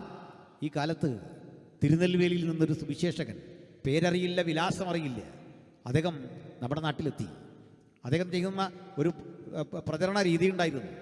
അദ്ദേഹം പള്ളി ആരാധന തുടങ്ങുന്നതിന് നേരത്തെ ചെല്ലും. പള്ളിയുടെ മുറ്റത്തൊക്കെ ആളുകൾ കൂടി നിൽക്കുമല്ലോ, അവരോട് പ്രസംഗിക്കും. മദ്യപാനത്തിൻ്റെ പ്രശ്നങ്ങളെപ്പറ്റി, അധാർമികതയെപ്പറ്റി ഒക്കെ പ്രസംഗിക്കും. നീണ്ട പ്രസംഗമില്ല, 15-20 മിനിറ്റുള്ളിൽ അച്ഛൻ വരും. അച്ഛൻ വന്നാൽ പിന്നെ പ്രസംഗം തുടരാൻ പറ്റില്ല, അടുത്ത സ്ഥലത്തേക്ക് ചെല്ലും. പക്ഷേ അച്ഛന്മാരെ അത്ഭുതപ്പെടുത്തുന്ന വചനത്തിൻ്റെ ഉള്ളടക്കങ്ങൾ ഒടുക്കൻ റിസൾട്ട് കേൾക്കണ്ടേ? കുമ്പസാരിക്കുമ്പോൾ ആളുകൾ ചെന്നിട്ട് അച്ഛനോട് പറയുക, അച്ഛാ, ഞാൻ വ്യാജമദ്യം വിറ്റ ആളാ, ഭാര്യയെ തല്ലുന്ന ആളാ, ഓരോ തരം തിന്മകൾ തുറന്ന് പറഞ്ഞ് നിങ്ങളെങ്ങനെ ഇങ്ങനായി? അച്ഛനോട് പറയാൻ തുടങ്ങി, ഇനി ഒരിക്കലും എനിക്കത് ചെയ്യാതിരിക്കണം, മനസ്സിന് സ്വസ്ഥതയില്ല. ഉപദേശി പ്രസംഗിച്ച നേരം മുതൽ ഉള്ളിൻ്റെ ഉള്ളിൽ ഒരു കുറ്റബോധം ഇത് രൂപപ്പെട്ടു വന്നു. പിന്നീട് ആളുകൾ ഈ ഉപദേശി പ്രസംഗിച്ചിടത്തേക്ക് കേൾക്കാൻ ചെന്നു. അതിൻ്റെ പേരൊന്നും ഇന്നും ആർക്കും അറിയില്ല. തമിഴ്നാട്ടിൽ നിന്ന് വന്നൊരാൾ എന്നേ അറിയൂ. DC ബുക്സ് പ്രസിദ്ധം ചെയ്യുന്ന വിനിൽ പോളിൻ്റെ പുസ്തകത്തിൽ ഈ കാര്യമൊക്കെ രേഖപ്പെടുത്തിയിട്ടുണ്ട്. ഒടുക്കം ഇങ്ങനെ വന്ന ഈ മനുഷ്യൻ്റെ ഊരും പേരും ആരും അറിയില്ല, നിന്നങ്ങ് പ്രസംഗിക്കുക. അച്ഛന്മാർ സ്വീകരിച്ചു, പള്ളിക്കുള്ളിലേക്ക് പ്രവേശിപ്പിച്ചു. അദ്ദേഹം പ്രസംഗിച്ചു. പ്രസംഗം ചരിത്രപരമായ അറിവിൻ്റെ അടിസ്ഥാനത്തിലൊന്നുമല്ല, ബൈബിൾ അങ്ങ് പഠിച്ചു. യേശു ആരെന്ന് പറഞ്ഞു. ആളുകൾ പൊട്ടിക്കരയാൻ തുടങ്ങി. വർഷങ്ങൾ തീരാത്ത കുടുംബ കേസുകൾ തീർന്നു കിട്ടി. എങ്ങനെ തീർന്നതെന്ന് അറിയണ്ടേ? അവൻ വന്ന് എന്നോട് പറയട്ടെ എന്ന് പറഞ്ഞ് ഇരിക്കുന്ന ഈഗോ ബോധമുള്ള അപ്പച്ചൻ ചെന്നിട്ട് കൂട്ടുകാരൻ്റെ അടുത്ത് പറയുക, ഞാനാ കുറ്റവാളി, നീ എന്നോട് ക്ഷമിക്കണം, എനിക്ക് വേണ്ടി പ്രാർത്ഥിക്കണം. മറ്റേ ആൾ പറയുക, അപ്പച്ച, കുറ്റം അങ്ങയുടെ അല്ല, എൻ്റെയാ. രണ്ടാളും കെട്ടിപ്പുണർന്നു, കണ്ണീരൊഴുക്കി. ഇത് ഇന്ത്യയിൽ രൂപപ്പെടുമ്പോൾ അങ്ങ് അമേരിക്കയിൽ നമ്പർ 312 അസൂസ സ്ട്രീറ്റ് എന്ന് പറഞ്ഞ് കാലിഫോർണിയയിൽ ഒരു തെരുവുണ്ടായിരുന്നു. ആ തെരുവിൽ ഒരു ചെറിയ കെട്ടിടത്തിനുള്ളിൽ ഒരു കണ്ണിനു കാഴ്ചയില്ലാത്തൊരു ഒരു കറുത്ത മനുഷ്യനുണ്ടായിരുന്നു. അദ്ദേഹത്തെ ആഫ്രിക്കയിൽ നിന്ന് പിതാവിനെ വർഷങ്ങൾക്കപ്പുറത്ത് അമേരിക്കയിലേക്ക് കൽക്കരിക്കനിൽ നിന്ന് വില കൊടുത്ത് വാങ്ങിക്കൊണ്ടുവന്നൊരു അടിമയാണ്. ഭാഗ്യവശാൽ അദ്ദേഹം ഒരു കത്തോലിക്ക പുരോഹിതൻ്റെ അരികിൽ പെട്ടു. ഭക്തനായൊരു കത്തോലിക്ക പുരോഹിതൻ. അദ്ദേഹം ഈ മനുഷ്യനോട് പറഞ്ഞു, നീ നല്ലവനായി ജീവിക്കണം, ഞാൻ നിന്നെ വിലക്ക് വാങ്ങി വെറുതെ വിടുക, നിന്റെ അടിമത്തം വൃദ്ധി ചെയ്യുക, നല്ലവനായി ജീവിക്കണം, ദൈവമുള്ളവനായി ജീവിക്കണം. ആ മനുഷ്യൻ്റെ മകൻ ഒരു കണ്ണിന് കാഴ്ചയില്ലാത്ത വിരൂപനായ കറുമ്പനായ ഒരു മനുഷ്യൻ. ഇയാളുടെ പേര് വില്യം ജെ സെയ്മൂർ എന്നായിരുന്നു. ഈ സെയ്മൂറിനെ പഠിക്കാൻ വിട്ടു. നിങ്ങൾക്കറിയാം, അമേരിക്കയിലെ കലാലയങ്ങളിൽ ബൈബിളും പഠിക്കണം, ഇതര വിഷയങ്ങൾ പഠിക്കണം. അപ്പോൾ അടിമത്തം കൊടികുത്തി വാഴുന്ന ആ രാജ്യത്ത് ഇദ്ദേഹത്തിന് ക്ലാസ്സിലിരിക്കാൻ അനുവാദമില്ല. കോറിഡോറിൽ ഇരുന്നു കൊണ്ട് അകത്തെ ക്ലാസ് ശ്രദ്ധിക്കണം. സെയ്മൂറിന് അത് സന്തോഷമാണ്. കാരണം മറ്റൊന്നുമല്ല, പഠനം നിഷേധിക്കപ്പെട്ട ലോകത്ത്, ഈ അറിവുകളുടെ പുതിയ ലോകത്ത് കൂടി സെയ്മൂർ ഇങ്ങനെ സഞ്ചരിക്കുക. എന്നിട്ട് കൂട്ടുകാരൊന്നും അടുക്കില്ല. അസ്പർശ്യതയുടെ ലോകത്ത് അദ്ദേഹം വീട്ടിൽ വന്ന് തൻ്റെ ഈ വാടക കെട്ടിടത്തിൽ ജോലി ചെയ്യണം, പലതരം കാര്യങ്ങളുണ്ട്. അങ്ങനെ പ്രാർത്ഥിച്ചു കൊണ്ടിരിക്കുമ്പോൾ ഈ മനുഷ്യൻ്റെ പ്രാർത്ഥനയ്ക്ക് ബഹളവും ശബ്ദവുമല്ല, കണ്ണീരോടെ പ്രാർത്ഥിക്കുന്ന അദ്ദേഹത്തെ കാണാൻ കൂട്ടുകാരെത്തുമ്പോൾ സൊറ പറഞ്ഞിരിക്കുകയല്ല, 2 മിനിറ്റ് പ്രാർത്ഥിക്കാൻ പറയുക. പ്രാർത്ഥന കൂടിക്കൂടി ഒരു 7-8 ചെറുപ്പക്കാർ ഒരുമിച്ച് കൂടി അങ്ങോട്ട് പ്രാർത്ഥിച്ചു മുന്നേറിയപ്പോൾ 1906 ഒരു ദിവസം ആ പ്രാർത്ഥന ശക്തിപ്പെട്ട് വാക്കുകൾ അടക്കാൻ കഴിയാത്ത അണമുറിയാത്തൊരാത്മപ്രവാഹം അവരുടെ ജീവിതത്തിലേക്ക് ഇങ്ങനെ സംഭവിക്കുക. അത് കണ്ട് ശബ്ദം കേട്ടും പ്രാർത്ഥനയും കണ്ണീരും കണ്ടും ആളുകൾ പലയിടത്തു നിന്ന് വന്നുകൂടി. ഓരോ ദിവസം കഴിയുമ്പോറും ഈ യോഗത്തിന് ആളുകളുടെ എണ്ണം കൂടി. അത് 8-10 എന്നുള്ള കണക്ക് വിട്ടിട്ട് 100 എന്ന ക്രമത്തിൽ എത്തി. ഏതാനും ദിവസങ്ങൾ മതിയായിരുന്നു ഈ 100,000-ന് വഴിമാറാൽ, 1000-10,000-ന് വഴിമാറാൽ. ഒടുക്ക ഇവിടെ ഇരിക്കാനിടയില്ലാതെ ഈ തെരുവ് മുഴുവൻ ആളുകൾ ഇങ്ങനെ ഇരിക്കുക. സുവിശേഷകർ ഓടി നടന്ന് പ്രസംഗിക്കുക. അത്യാവശ്യം ഈ പ്രസംഗമൊക്കെ അറിയാവുന്ന ആളുകൾ പൊട്ടിക്കരഞ്ഞ് അവരെ പാപമേറ്റു പറഞ്ഞു. അടുത്ത ഘട്ടം കേൾക്കണ്ടേ? നീണ്ട കടാരകൾ, മദ്യക്കുപ്പികൾ, വഷളത്തം നിറഞ്ഞ അവരുടെ അധാർമിക പ്രവൃത്തികളുടെ ഇതര സാമഗ്രികൾ, ഇതൊക്കെ കൊണ്ട് സെയ്മൂറിന്റെ കാൽക്കൽ വെച്ചിട്ട് പറഞ്ഞു, ഞാനും ഇതുപോലെ ദക്ഷിണാഫ്രിക്കയിൽ നിന്ന് വന്നൊരടിമയാ, എൻ്റെ യജമാനനെ കുത്തി വളർത്താൻ കൊണ്ടു നടന്ന കടാരയാ, ഈ വടിവാളിന് തലവെട്ടാൻ കൊണ്ടു നടന്ന അവസരം കിട്ടിയാൽ. അതുകൊണ്ട് ഈ വചനം കേട്ടപ്പോൾ എൻ്റെ ഉള്ളിൽ കുറ്റബോധം വ്യാപരിച്ചു. ഞാൻ ഇന്നിതിവിടെ കളയുക, എന്നേക്കും ഉപേക്ഷിക്കുക, എനിക്കായിട്ടൊന്ന് പ്രാർത്ഥിക്കണം. സെയ്മൂർ പറഞ്ഞു, നീ എന്നോടല്ലല്ലോ തെറ്റ് ചെയ്തേ, നീ ആരെയാണ് കൊല്ലാനിരുന്നത്? ആ മനുഷ്യനെ കാണണം, ആ പാദത്തിൽ ചെന്ന് വീഴണം, നീ പൊട്ടിക്കരഞ്ഞ് മാപ്പിരക്കണം. ഓടിച്ചെല്ലാൻ പറഞ്ഞു.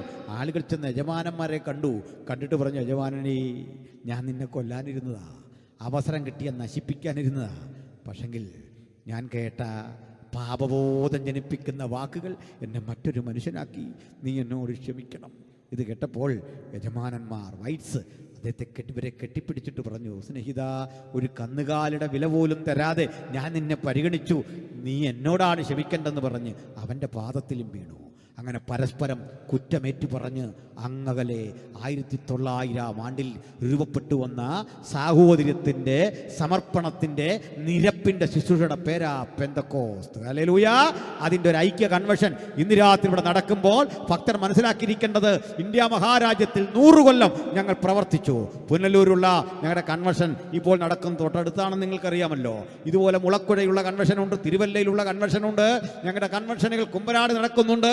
100 വർഷത്തെ കൺവെൻഷന്റെ ചരിത്രത്തിൽ പോലീസിനൊരു പെറ്റി കേസ് പോലും രജിസ്റ്റർ ചെയ്യാൻ ഇടകൊടുക്കാത്ത വിധത്തിൽ അക്രമോത്സുകരല്ലാതെ ഈ രാജ്യത്ത് മാതൃകാ സമ്പന്നരായി പ്രവർത്തിച്ച ഒരു സമൂഹത്തിന്റെ വക്താവ് എന്ന നിലയിൽ ഈ കൺവെൻഷനിൽ പങ്കെടുക്കാൻ അവസരം കിട്ടിയ ദൈവമക്കളെ ഓർത്ത് ഞാൻ ദൈവത്തെ തുതിക്കുന്നു. രാജ്യം ഭരിക്കുന്ന ഭരണാധികാരികൾക്ക് വേണ്ടി ആത്മാർത്ഥമായി പ്രാർത്ഥിക്കുമെന്ന് ഉറപ്പുള്ള ഒരു ജനതയുടെ രൂപവൽക്കരണത്തിന് കുറ്റബോധത്തെ, കുറ്റകൃത്യത്തെ എന്നേക്കും റദ്ദ് ചെയ്തുകൊണ്ട് ഒരു നവജീവിതത്തിന്റെ പരിശുദ്ധാത്മന്റെ ജീവിതം നമുക്ക് പ്രദാനം ചെയ്ത മാർഗത്തിന്റെ പേരാ പെന്തക്കോസ്ത്. പ്രിയരെ, ഇന്നിവിടെ വന്നിരിക്കുന്ന എൻ്റെ പ്രിയപ്പെട്ട സഹോദരങ്ങൾ അറിയുക, പെന്തക്കോസ്തിൻ്റെ ശക്തി നമ്മുടെ ഇടയിൽ വ്യാപരിച്ച ആ ക്രിസ്തു സാന്നിധ്യമാണ്, നമ്മുടെ ഇടയിൽ വ്യാപരിച്ച പരിശുദ്ധാത്മ സാന്നിധ്യമാണ്. ദൂരത്തും ചാരത്തുമിരുന്ന് ഈ വാക്ക് കേൾക്കുന്നവരെ, കൊടും കുറ്റവാളിക്കും മനം തുറന്ന് യേശുവിനെ സ്വീകരിക്കാൻ അവസരമുണ്ടെങ്കിൽ നിന്റെ പാപത്തിൻ്റെ ഭൂതകാലം ഓർക്കാതെ ഒരു പുതുമനുഷ്യനായി ഇന്ന് രാത്രി നിന്നെ യേശു മാറോട് ചേർത്ത് നിർത്തും. ഹൃദയമേകീകരിക്കപ്പെട്ട് പ്രാർത്ഥിക്കുന്ന പ്രാർത്ഥനയ്ക്ക് നാളെയല്ല, ഇന്നുത്തരം, ഈ നിമിഷം ഉത്തരം.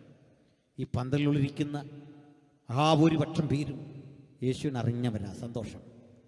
ഇതിനകത്തോ പുറത്തോ ഞങ്ങളുടെ ശ്രദ്ധയിൽപ്പെടാത്ത ഒരാളെങ്കിലും ഉണ്ടെങ്കിൽ കുറ്റകൃത്യത്തിൻ്റെ മാരകമായ നീരാളിപ്പിടുത്തത്തിൽ നിന്ന് എനിക്കൊന്ന് രക്ഷപ്പെടണം, എനിക്കായി പ്രാർത്ഥിക്കണം, എനിക്കൊരു പുതുമനുഷ്യനാകണം, ഈ ആഗ്രഹമുള്ള ഒരാളെങ്കിലും ഉണ്ടോ? നിങ്ങൾക്ക് വേണ്ടിയാ ഈ യോഗം. ഞങ്ങൾ പ്രാർത്ഥിക്കാൻ പോകുകയാണ്. നിങ്ങൾ ചെയ്യാനിരുന്നതും ചെയ്തതുമായ കുറ്റകൃത്യങ്ങളെ മുഴുവൻ എന്നേക്കും ഇല്ലായ്മ വരുത്തിക്കൊണ്ട് ഒരു പുത്തൻ ജീവിതാനുഭവത്തിലൂടെ നയിക്കാൻ പ്രാപ്തനായ ക്രിസ്തു പറയുക, എൻ്റെ നാമത്തിൽ കൂടി വരുന്നവരുടെ നടുവിൽ ഞാനുണ്ട്. ഇപ്പോൾ തന്നെ ക്രിസ്തു സാന്നിധ്യം നമ്മുടെ മധ്യ ഭരിക്കുന്നു. കണ്ണുകളടച്ചട്ടെ, ഒരു വേള കണ്ണുകളടച്ചട്ടെ. ഈ നാടിനു വേണ്ടി പ്രാർത്ഥിച്ചട്ടെ, ദേശത്തിനായി പ്രാർത്ഥിച്ചട്ടെ. അവൻ ചില കെട്ടുകൾ അഴിച്ചു ബന്ധിതരെ വിമോചിതരാക്കി മാനസാന്തരത്തിലേക്ക് നയിക്കാൻ പ്രാപ്തമാക്കുന്നൊരു സന്ദേശം നമ്മൾ അയച്ചു കഴിഞ്ഞു. കർത്താവ് തൊടട്ടെ, നമുക്ക് പ്രാർത്ഥിക്കാം. കേൾക്കപ്പെട്ട സന്ദേശത്തിൻ്റെ അടിസ്ഥാനത്തിൽ എനിക്ക് യേശുവിൻ്റെ മകനാകണം, യേശുവിൻ്റെ മകളാകണം. തിന്മ നിറഞ്ഞ ജീവിതത്തെ എന്നേക്കും ദുരീകരിച്ചൊരു പുതിയ ജീവിതം ലഭിക്കണം. അർത്ഥവത്തായ ജീവിതം, സന്തോഷനിർഭരമായ ജീവിതം. നിങ്ങൾക്ക് ആഗ്രഹമുണ്ടോ? അങ്ങനെയുള്ളവർ മാത്രം. ഒരുപക്ഷെ ഇവിടെ ആരും അങ്ങനെ ഉള്ളവരായിരിക്കില്ല. അതിന് പുറത്ത് വഴിയരികിൽ, കടയിൽ, യാത്രയിൽ കേൾക്കുന്നെങ്കിൽ, അവിചാരിതമായി കേൾക്കുന്നെങ്കിൽ, ഇത് നിങ്ങൾക്ക് ദൈവമൊരുക്കിയ അവസരമാണ്.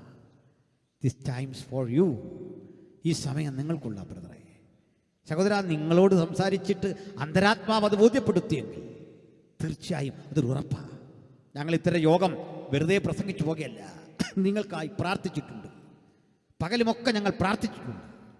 നിങ്ങളുടെ പേരറിയില്ല, ഒരുവനെങ്കിലും ഈ വചനം തുടരണമേ എന്ന് പ്രാർത്ഥിച്ചിട്ടാ ഞാനിവിടെ വന്നേ, നിങ്ങളിവിടെ വന്നേ. എനിക്ക് ദൈവവൈതലാകണം, എനിക്കായിട്ടൊന്ന് പ്രാർത്ഥിക്കണം. ആർക്കാഗ്രഹമുണ്ട് അവർക്ക് മാത്രം കരമുയർത്തിപ്പിടിക്കാം. ഞങ്ങൾ നിങ്ങൾക്കായി പ്രാർത്ഥിക്കും. ദൂരത്തരികിലുണ്ടോ? നിങ്ങൾക്ക് ഇവിടേക്ക് വരാൻ പ്രാർത്ഥിക്കാൻ. തീർച്ചയായിട്ടും നിങ്ങൾക്കായി ഞങ്ങൾ പ്രാർത്ഥിക്കും. ഞാനിങ്ങനെ അറിഞ്ഞു, യേശുവുള്ളവളാ, യേശുവുള്ളവനാ, പക്ഷെ സ്നാനമേറ്റില്ല. എനിക്ക് സ്നാനമേൽക്കണം. ദൈവം തരുന്ന അടുത്ത അവസരത്തിൽ, തൊട്ടടുത്ത അവസരത്തിൽ എനിക്കായി പ്രാർത്ഥിക്കണം. ആഗ്രഹമുള്ളവർക്ക് കരമുയർത്താം. നിങ്ങൾക്ക് വേണ്ടി ഞങ്ങൾ പ്രാർത്ഥിക്കും. ആഗ്രഹമുള്ളവർ കരമുയർത്തിയട്ടെ. ആ കരമുയർത്തിയട്ടെ ധൈര്യമായി. ഇവിടെ ഇരിക്കുന്നവർ സ്ഥാനമേറ്റവരാകാം. ആത്മനിറവും ആത്മപ്രേരണയും ഉണ്ടെങ്കിൽ അവർക്ക് കരമുയർത്താം. അല്ലാത്തവർക്ക് ഇനിയും അതല്ല, ഒന്നുകൂടി നിങ്ങളുടെ വീട്ടിൽ, നിങ്ങളുടെ അറിവിൽ, നിങ്ങളുടെ കുടുംബത്തിൽ ഒരു വല്ലാത്ത അനുഭവം പോലെ ബന്ധിതനായ ഒരാൾ മദ്യത്തിനടിമയാണ്. ഒരാൾ ഇത്തരം തിന്മകൾക്കടിമയാണ്. സ്വസ്ഥത നഷ്ടപ്പെട്ട രാവുകളിലൂടെയാണ് ഞാൻ പോകുന്നത്. എനിക്കായിട്ടൊന്ന് പ്രാർത്ഥിക്കണം. ആർക്കാഗ്രഹമുണ്ട്? നിങ്ങളുടെ അറിവിലോ നിങ്ങളുടെ കുടുംബത്തിലോ നിങ്ങളുടെ പരിസരത്തിലോ ഒരു ബന്ധിതനെ പരിചയപ്പെട്ടിട്ടുണ്ടോ? ഒന്ന് പ്രാർത്ഥിക്കണേ. അവർക്കും കരമുയർത്താം. ഞങ്ങൾ നിങ്ങൾക്കായി പ്രാർത്ഥിക്കും. ചില കരമുയരുന്നു. അത് നിങ്ങളുടെ ആവശ്യകതയാണ്. ലജ്ജിക്കേണ്ട ആവശ്യമൊന്നുമില്ല. കരമുയർത്തിയ ചിലരെ കണ്ടു.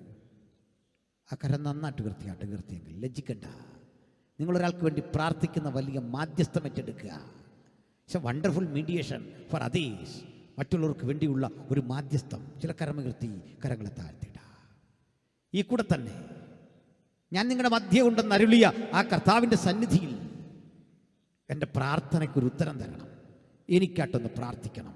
നാളുകളായി ഞാൻ പ്രാർത്ഥിക്കുന്ന ഒരു വിഷയത്തിൽ ദൈവം മഞ്ഞുമഴയും അയക്കേണ്ടതുണ്ട്, സൗഖ്യമാക്കേണ്ടതുണ്ട്, വിടുതലയക്കേണ്ടതുണ്ട്. പെന്തക്കോസ്തിൻ ശക്തി പ്രാർത്ഥനയുടെ ശക്തിയാ, അത് വിടുതലിൻ്റെ ശക്തിയാ, അത് രോഗശാന്തിയുടെ ശക്തിയാ, അത് ആത്മനിറവിൻ്റെ ശക്തിയാ. എനിക്കായിട്ടൊന്ന് പ്രാർത്ഥിക്കണം. ആർക്കാഗ്രഹമുണ്ട്? തീർച്ചയായും ഞങ്ങൾ നിങ്ങൾക്കായി പ്രാർത്ഥിക്കും. ചിലർ കരമുയർത്തുന്നു, നിങ്ങൾക്കായി പ്രാർത്ഥിക്കും. കരമുയർത്തിയവരെ ഓർത്ത് ഞാൻ പ്രാർത്ഥിക്കാൻ പോകുന്നു. ഇതിനുശേഷം ആവശ്യമെങ്കിൽ നിങ്ങൾ ഞങ്ങളെ സമീപിച്ചാൽ പ്രാർത്ഥിക്കും. ഇപ്പോൾ ഞാൻ കോമണായി പ്രാർത്ഥിക്കുന്നു. കരങ്ങളെ താഴ്ത്തിയിട. പരിശുദ്ധ പിതാവേ, അങ്ങയുടെ പുത്രൻ്റെ നാമത്തിൽ ഞങ്ങൾ തിരുസന്നിധിയിൽ അടുത്തു വരുന്നു.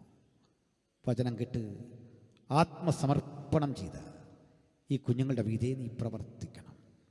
നസ്രയനായ യേശുവിൻ നാമത്തിൽ ഇന്ന് രാത്രി ഏത് വിഷയത്തിൽ കരമുയർത്തിയോ അതിൽ നീ വിടുതലയക്കുവാൻ ഞങ്ങൾ അനുഗ്രഹിച്ച് പ്രാർത്ഥിക്കുന്നു. ദൂരത്ത് ഞങ്ങളുടെ ദൃഷ്ടിയിൽപ്പെടാതെ ഒരാളെങ്കിലും അങ്ങേ രക്ഷകനായി കരുതിയെങ്കിൽ മദ്യാസക്തിയുടെ കോട്ടകൾ വിട്ട് അധർമ്മത്തിൻ്റെ ഇരുട്ടിനെ ഭേദിച്ച് ലോകത്തിൻ്റെ വെളിച്ചമായ ക്രിസ്തുവിൻ്റെ പ്രകാശം അവരിലേക്ക് വ്യാപരിക്കാൻ കഴിയേണ്ടതിന് ഞങ്ങൾ ഒരുമിച്ച് ഈ ദേശത്തെ അനുഗ്രഹിച്ച് പ്രാർത്ഥിക്കുന്നു. പ്രാർത്ഥനയായി സ്തോത്രം. കർത്താവെ, വിലയേറിയ നാമത്തിൽ തന്നെ എല്ലാവർക്കും വന്ദനം. കർത്താവെ, വചനങ്ങളാൽ